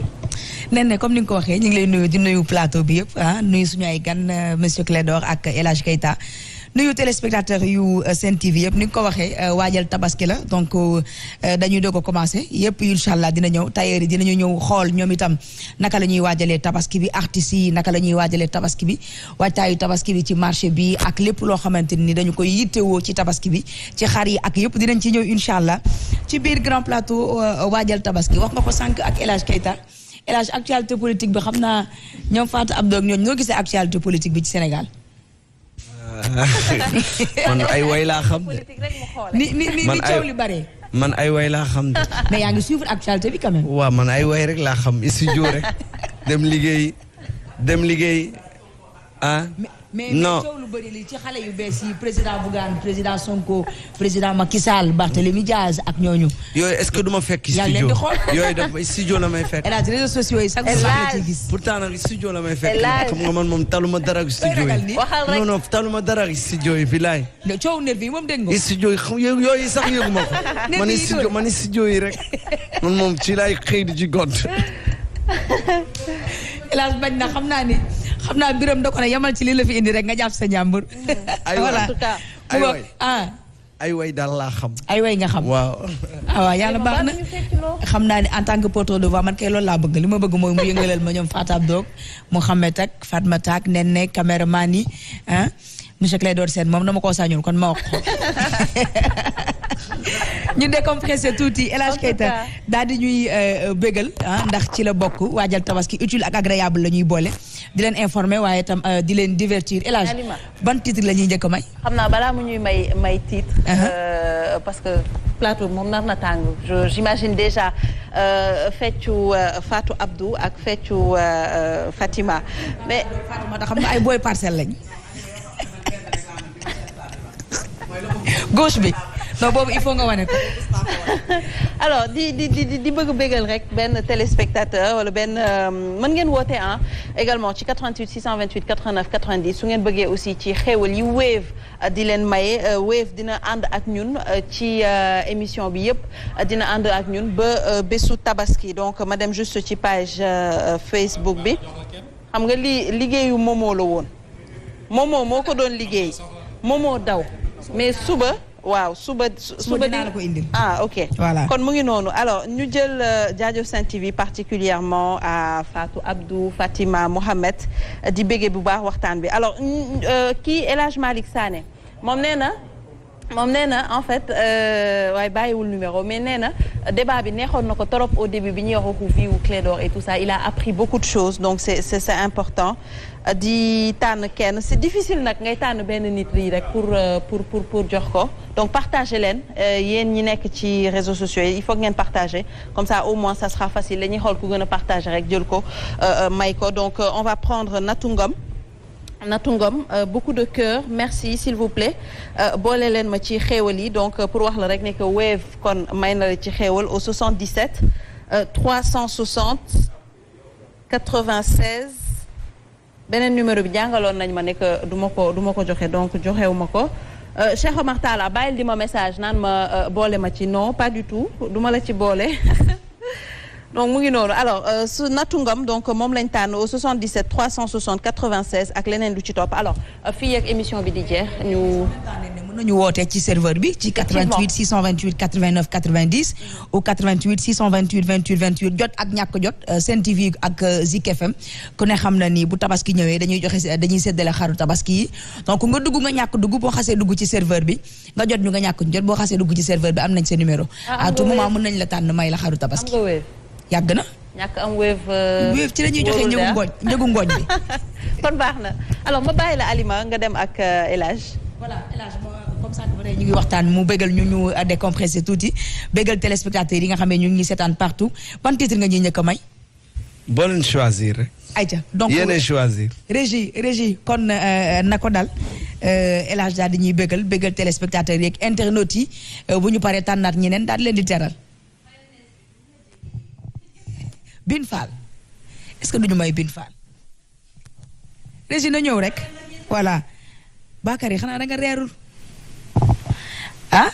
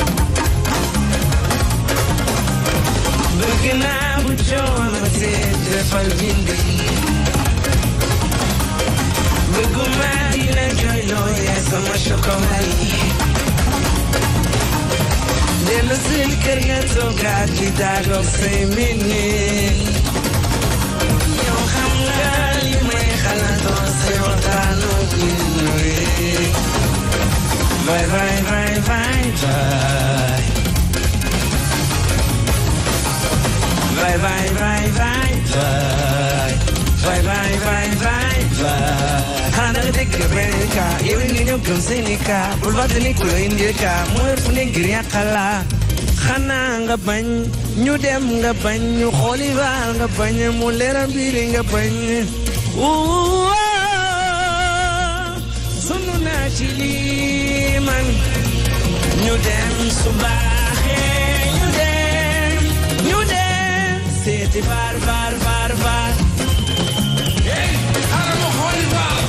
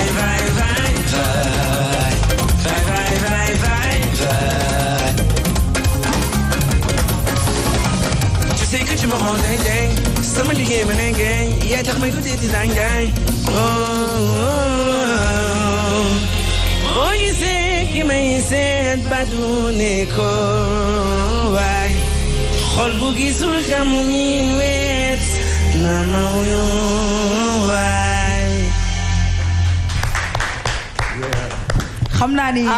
gis naa ne moom fecc na Fatou Abdou xol bee doon fecc Fatmata Diop gis naa ni moom tam fecc na macha allah mais Fatou xol bee ko doon yëg ñu ngi nuyu en tout cas ñëpp ñi seetaan bokk na suñu benn yaay boo xam ne Adja Ngoy moom VAR daf koy daaneel moom VAR mooy titre préféré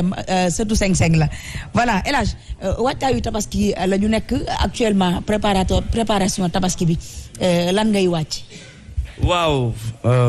di sant yàlla rek ni ñu koy waajee mooy fi mu ne nii moom xam nga ay borom kër lañ te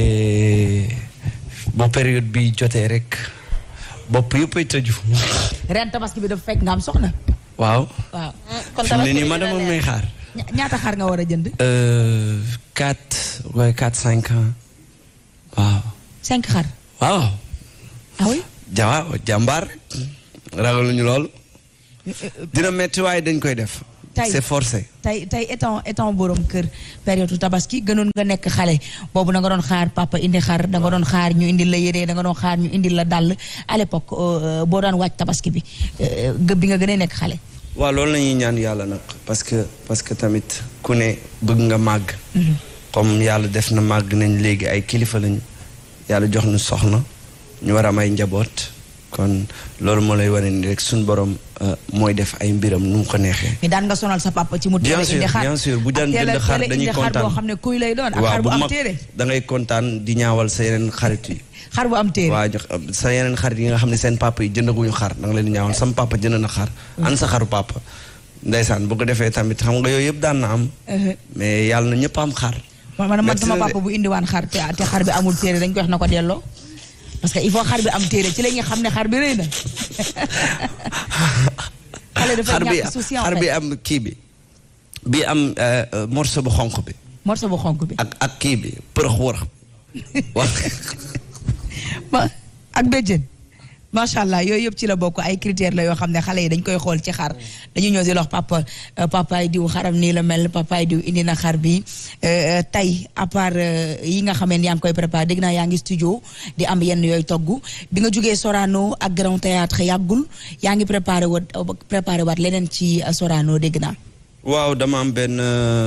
benn association bu tudd LP Events. bu nekk biir Fass ay jeunes nekk di ko doxal ku ci mel ni Petit Lamine ñoom nag ñoo ma tëgg événement incha allah le 23 juillet Sorano. waaw ma ànd ceeg El Jazz ak Son Altesse Royale. waaw boobu maa ngi waajalaat beneen Sorano incha allah. d'accord mais bële hommage à Papa Thione Seck la woon mais bii dañ maa tëgg. boobu ci laa bëgg a ñëw duñu gis El Hadj Keita ak Thione Seck defan nga benn émission ci benn télé reprendre tenue Thione Seck bu mu soloon bi nga koy defalaat hommage au théâtre national Daniel Sorano tenue bi mu soloon ci Jamilu laay Jamilu moomu sa diggante ak Thione Seck bi muy dund lan la woon. waaw suma papa la woon comme ni ma ko waxee parce que tollu woon naa ay jamono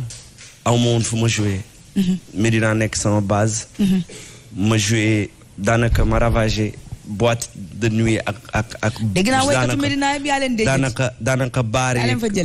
yi nekkoon Medina bistrot de Paris ay Miami fépp ma joué fa amatuma fu ma joué Douta Seck macha allah affaire bi ful xajatuma foofu ma ne faw ma ut salle bu gën a mag ma dem penc mi gis ak suma papa Thione yàlla na ko yàlla xaare àjjana suuf oyof ci kawam ma dem gis ko ba ma ñëwee rek mu ne ma foo dëkk ma ne ko Medina mu ne ma yaa moom fii sa base la waaw kon di nga fi mën a jouer waaw ma ñëw nag mu yombalal ma ko lool moo tax sama digganteeg moom mujj gi nekkatul ay mu jox ma boitam rek mujj gi daf may conseiller ba muy def album tamit CEDEAO bi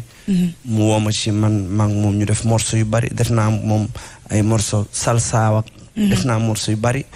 ak moom ba ci projet CEDEAO bi waaw def naa moom ay morceau yu bari mu nekkoon sama papa nekkoon sama conseiller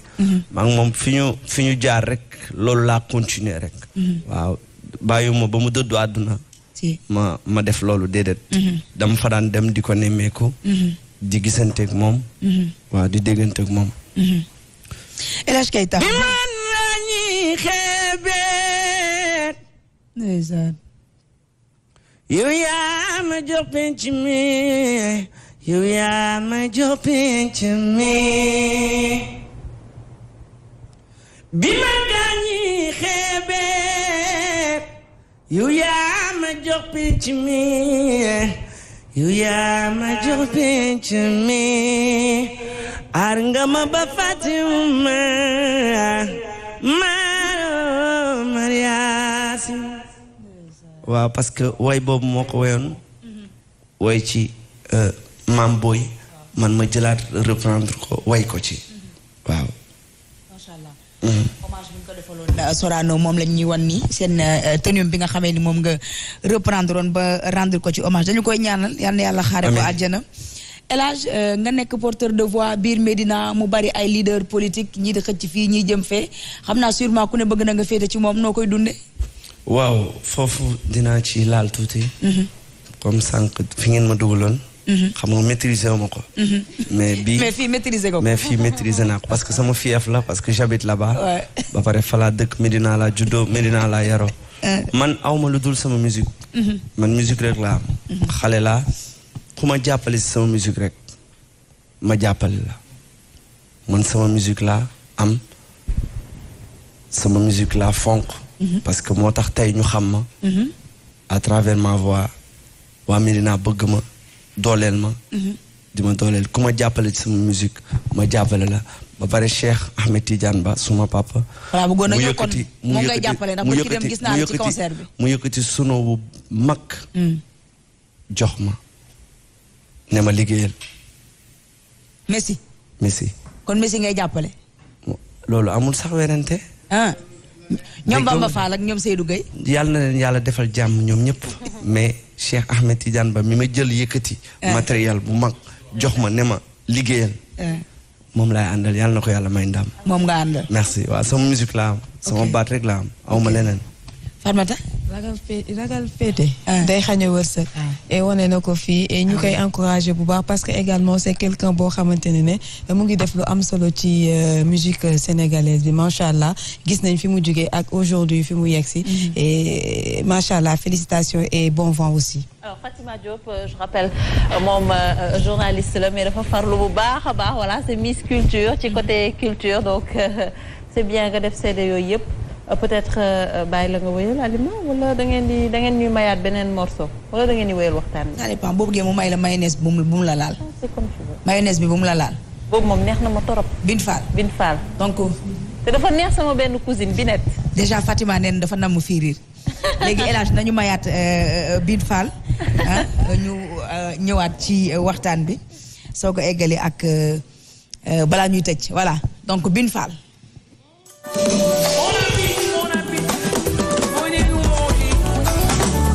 Avenue Basile aussi du Firi yeewu naa suba kafe ñëw doyuma ba bëgg ndékki lu neex ma def seeti Bin Fall yeewu naa suba kafe ñëw doyuma ba bëgg ndékki lu neex ma def seeti Bin Fall jaral na ma xeer jaral na ma xiiru suba kër Bin Fall jaral na ma xeer jaral na ma xiiru suba kër Bin Fall amul na woon yeewu naa suba ndékki lu neex ma dem seeti Bin Fall yeewu naa suba kafe ñëw doyuma ma bëgg ndékki lu neex ma dem seeti Bin Fall jaral na ma xeex jaral na ma fii xiiru suba teel Bin Fall ñamal ba xam jaral na ma xeex jaral na ma fii xiiru suba teel Bin Fall waa Medina fa la ñu daje parce que tawe fa la ñu daje parce que Lodane fa la ñu daje fii Soumbédioune foofu noonu lay defee yeewu naa suba dem seeti Bin Fall bëgg ndékki lu neex ma dem seeti Bin Fall yeewu naa suba dem seeti Bin Fall bëgg ndékki lu neex ma dem seeti Bin Fall jaral na ma xeex jaral na ma fii xiiru suba del Bin Fall jaral na ma xeex jaral na ma fii xiiru suba del Bin Fall jaral na ma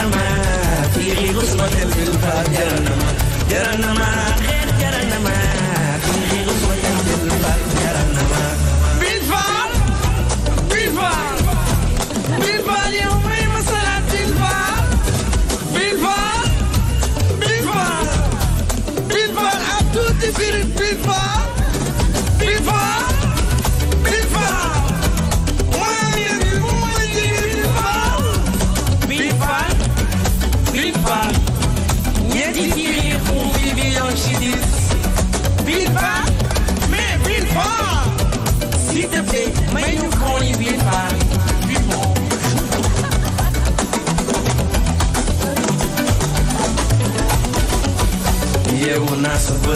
kafe ñëw doyuma ma bëgg ndékki lu neex ma dem seeti Bin Fall yeewu naa suba dem seeti Bin Fall ndékki fa ndékki lu neex ànd ak ala jaral na ma xeex jaral na ma fii xiiru suba del Bin Fall jaral na ma xeex jaral na ma fii xiiru suba del Bin Fall jaral na ma. Bon appétit, bon appétit. Venez nous ndékki, venez nous manger. On va faire du ndékki avec Bin Fall. Bin Fall, Bin Fall, Bin Fall, y'a pas de Bin Fall.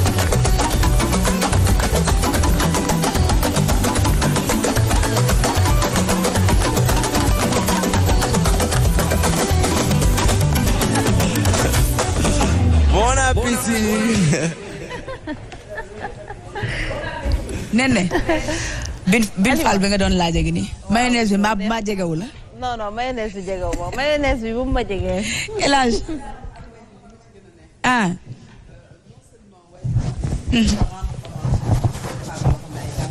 dóorkatu waar lañ. donc da nga daan gis ne artistes yi bu ñuy way d'habitude dañuy seet ñu ci ëpp bokk je dis ñu ci ëpp dañuy seet borom doole mais xam nga jigéen buy dóor waar di jaay fiiriir di jaay ton di ci am loo xamante ne moom lay suturaale boppam ak njabootam nga jël way bu toll nii bàyyi ñoo xamante ne tey boo leen wayoon ñu jox la oto wala ñu jox la kër nga way leen ko donc c'est une chanson boo xam ne certes da ngay rendre hommage jigéen ñëpp ñi nga xamante ne dañuy dóor waar ñoo xamante ne loolu ñuy daaba mu dem ba jural leen loo xamante ne lu bari lay doon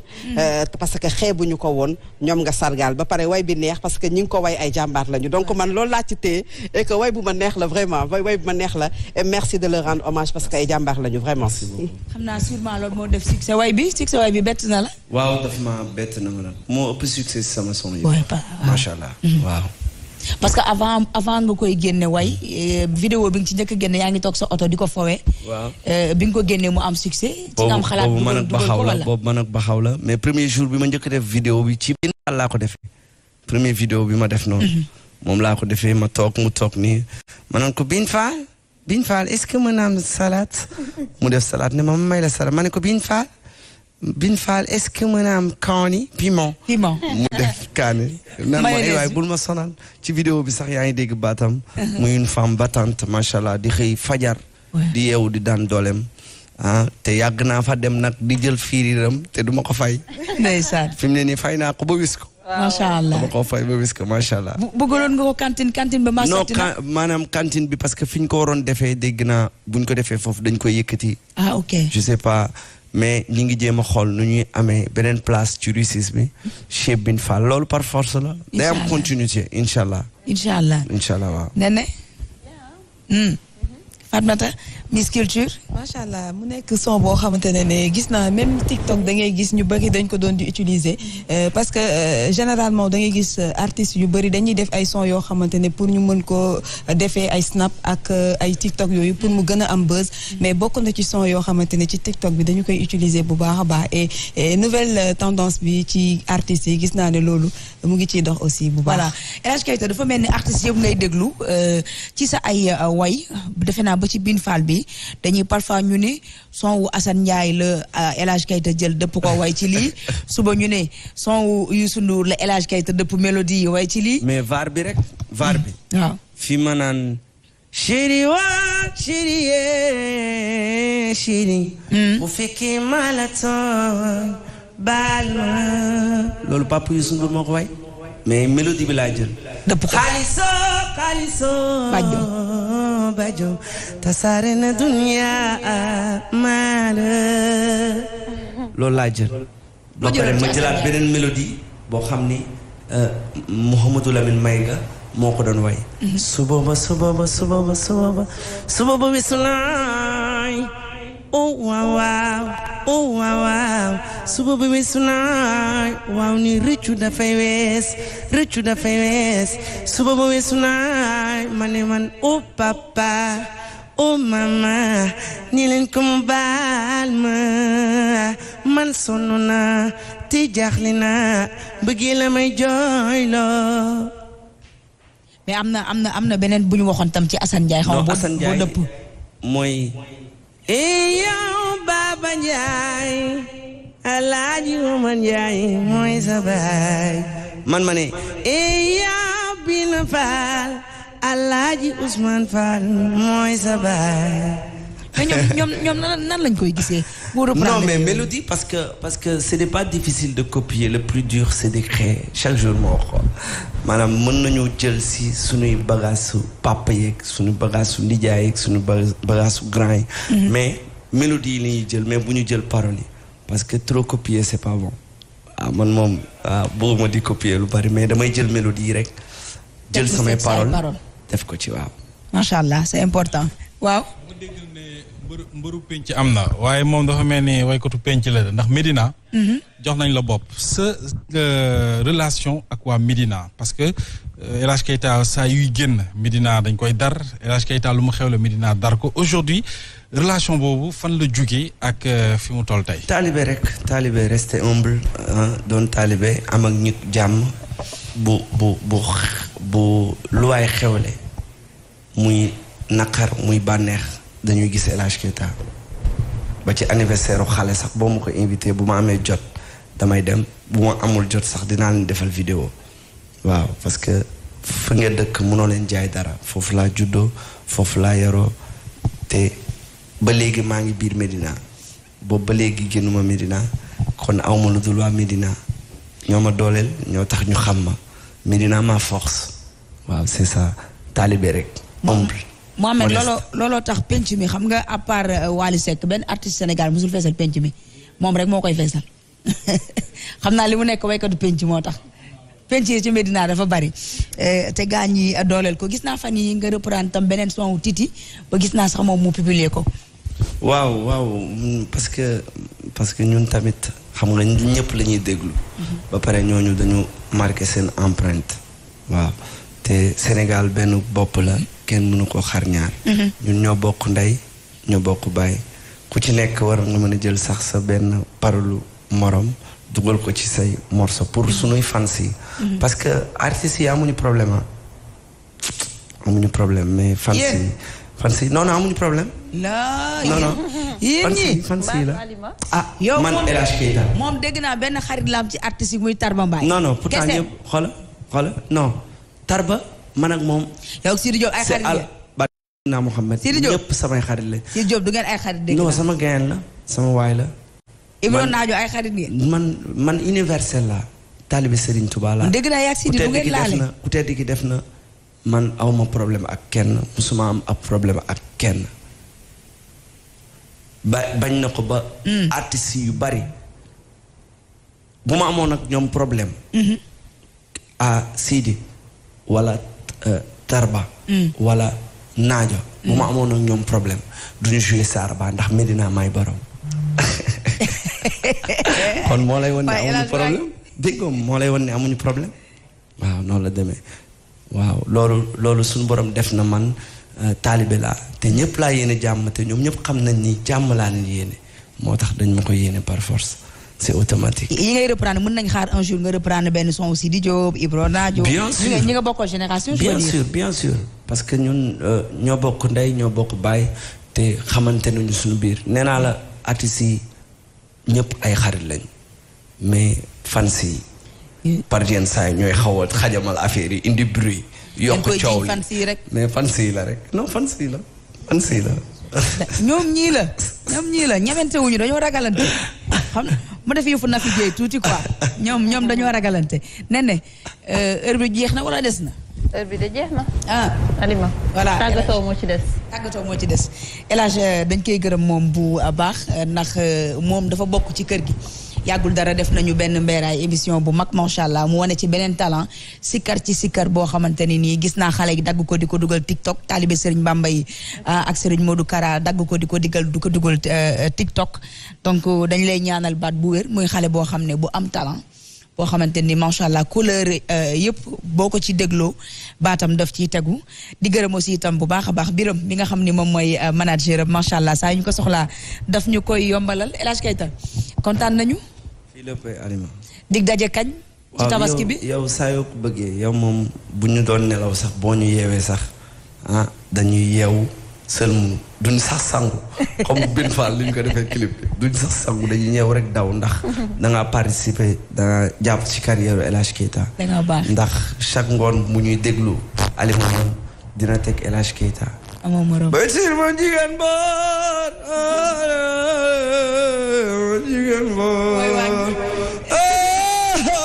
Alima ñoon sama doom jaagi lii te ma dela jaabe doomi gaynde day ñëwe jangama yaa rafet ji ko xawma doon ko judduwaale ana la ko were sama doom je yaa rafet ji ko yaw mais man xam nga facette bi ci El Hadj Keita dinaa fexe benn plateau boo xam ni El Hadj Keita Adja Xaar Mbay Sidi Diop parce que damay dégg yéen ñaar ñëpp dañuy wéy ci voix Adja Xaar Mbay ma jaaga plateau boobu moom c'est promis dinaa fexe ñun ñett ñu def ko ci Adja Xaar Mbay non loolu il faut ñu def ko ba ma naan kaala neen kaaro yakede alima yàlla bu la ca topp ya jamaare lay la bukki njur samba caméraman yi ñëpp daanu nañ macha allah te xam naa ne téléspectateur aussi noonu la ñu béggee il est pétri de talent El Hadj Keita merci beaucoup ñu ngi lay gërëm kon ba Sorano ba incha allah merci Nene doo ma laajal Clédor ndax dina déglu musique yeeg yooyu man maa ngi découvrir xale bi avec c'est que nag je suis pas branché mais maa ngi découvrir koo xam ni yàlla may na ko voix mu koy varier lu mu ko neexee di ci def mélodie yu ko neex donc loolu may la donc effectivement Clédor nit la rek day déglu musique comme tout le monde seer laa nag c'est vrai mais bon yàlla mën na too loolu quoi macha allah en tout cas alors Alima xanaa xamoo El Hadj day woy salsa je te jure baa du opéra rek tamit nag salsa day woy salsa ok El Hadj da ngay woy salsa non ñun nag xam nga dañoo jaar conservatoire damay jouer instrument damay jouer guitare loolu nag moo may xaw a dimbali ci comme ni ma ko waxee suma tonton Clédor mélodie dañuy am mélodie parce que la la li la nun la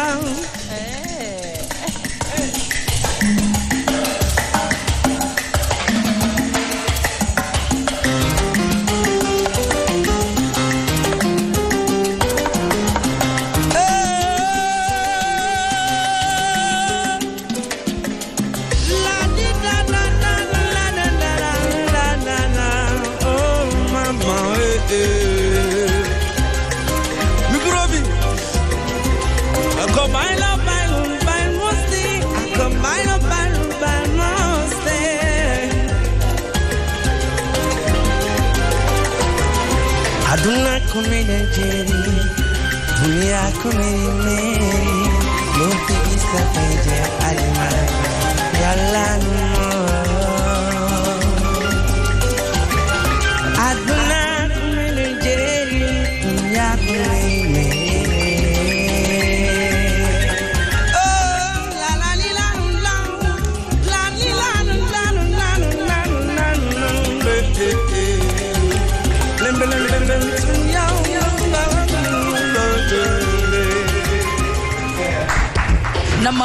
namatuma Nicolas Menem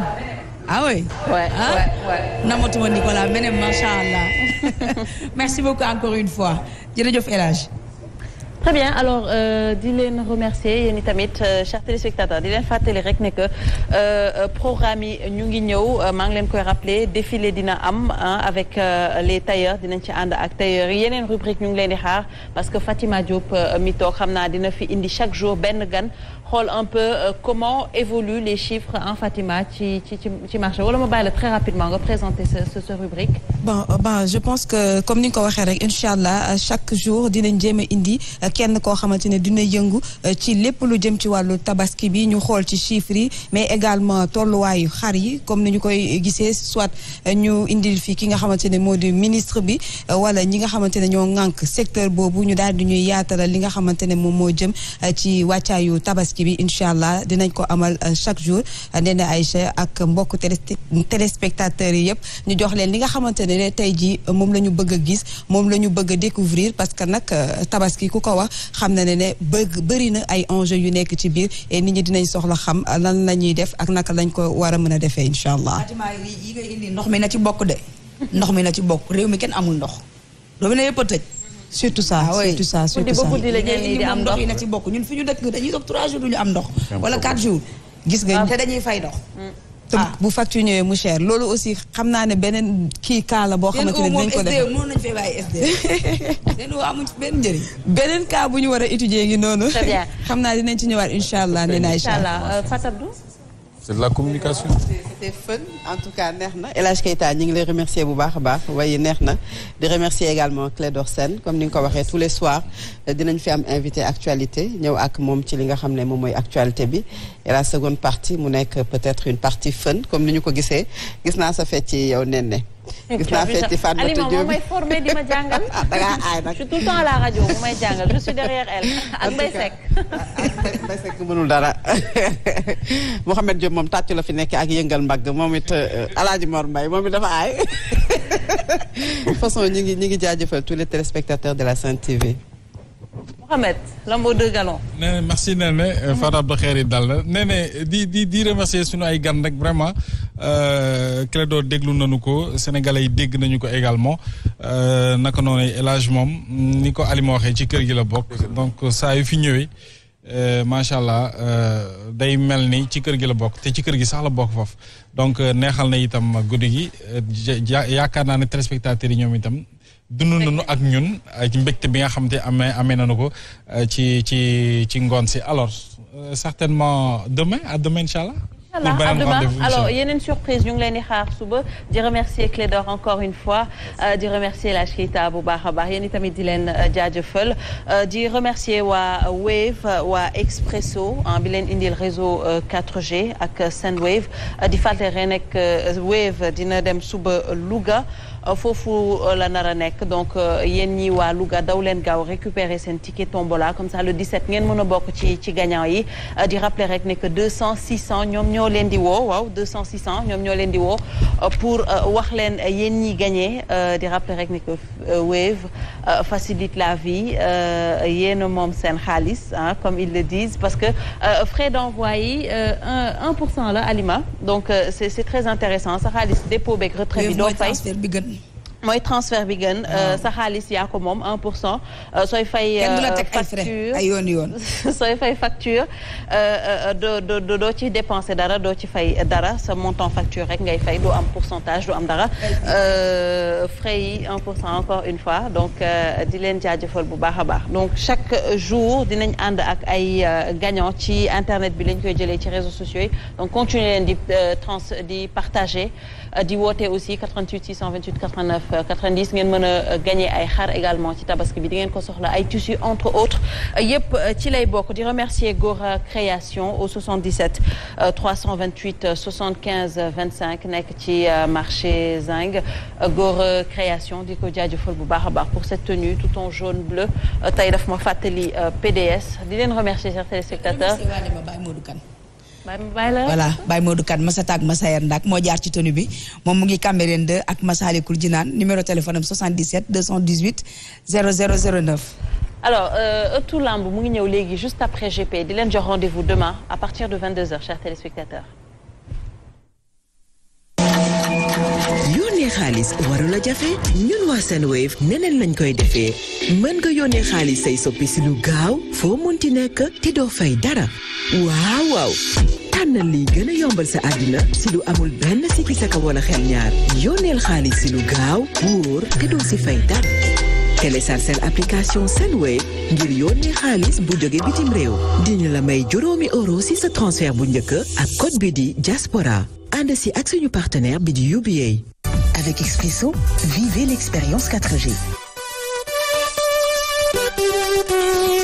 teewlu seen émission Grand Plateau fii ci Sen TV Senwave seen application yónnee ak jot xaalis bu jóge bitim réew ñëw fii ci Sénégal dund ko yëg ko ak 4G bu Expresso Wave sa xaalis yaay borom ñoo leen doon may seen émission Grand Plateau waajal Tabaski.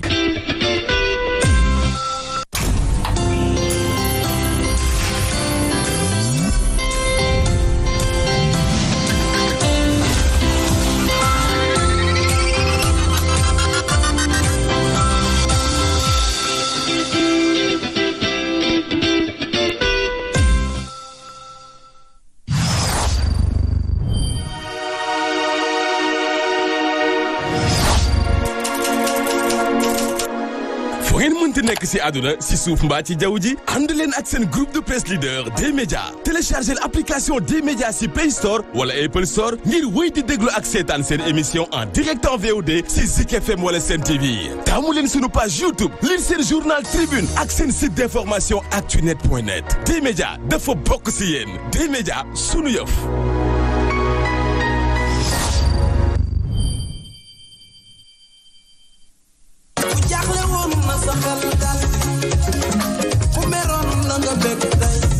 dama ne la yéen waa Bawol day am ngeen gan gu rëy waaw conférence la méga conférence la gëm sa bopp gi la ñu ne kañ la vendredi 9 juillet àjjuma juróom-ñeenti fan ci weeru juillet la ca Mbacké boulevard Ndoyeen la ñu ne fédération Bawol gëm sa bopp day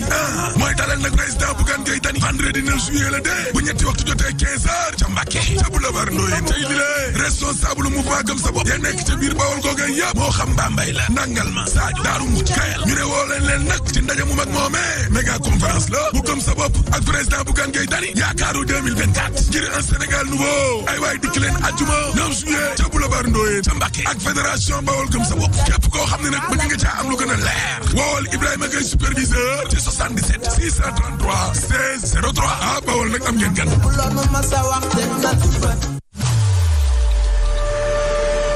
gis nga li ngay manigancé lépp xam naa. léegi góor booy takk jabar da ngay am caractère. la dal tey nga bëgg maa indil coow lu mel ni ci sama biir kër. fan la xewee kër imam la xewee. bi ma ñëw fii budget bi 20 millions la bi may dem maa ngi bay budget boo xam ne 1 milliard et poussière.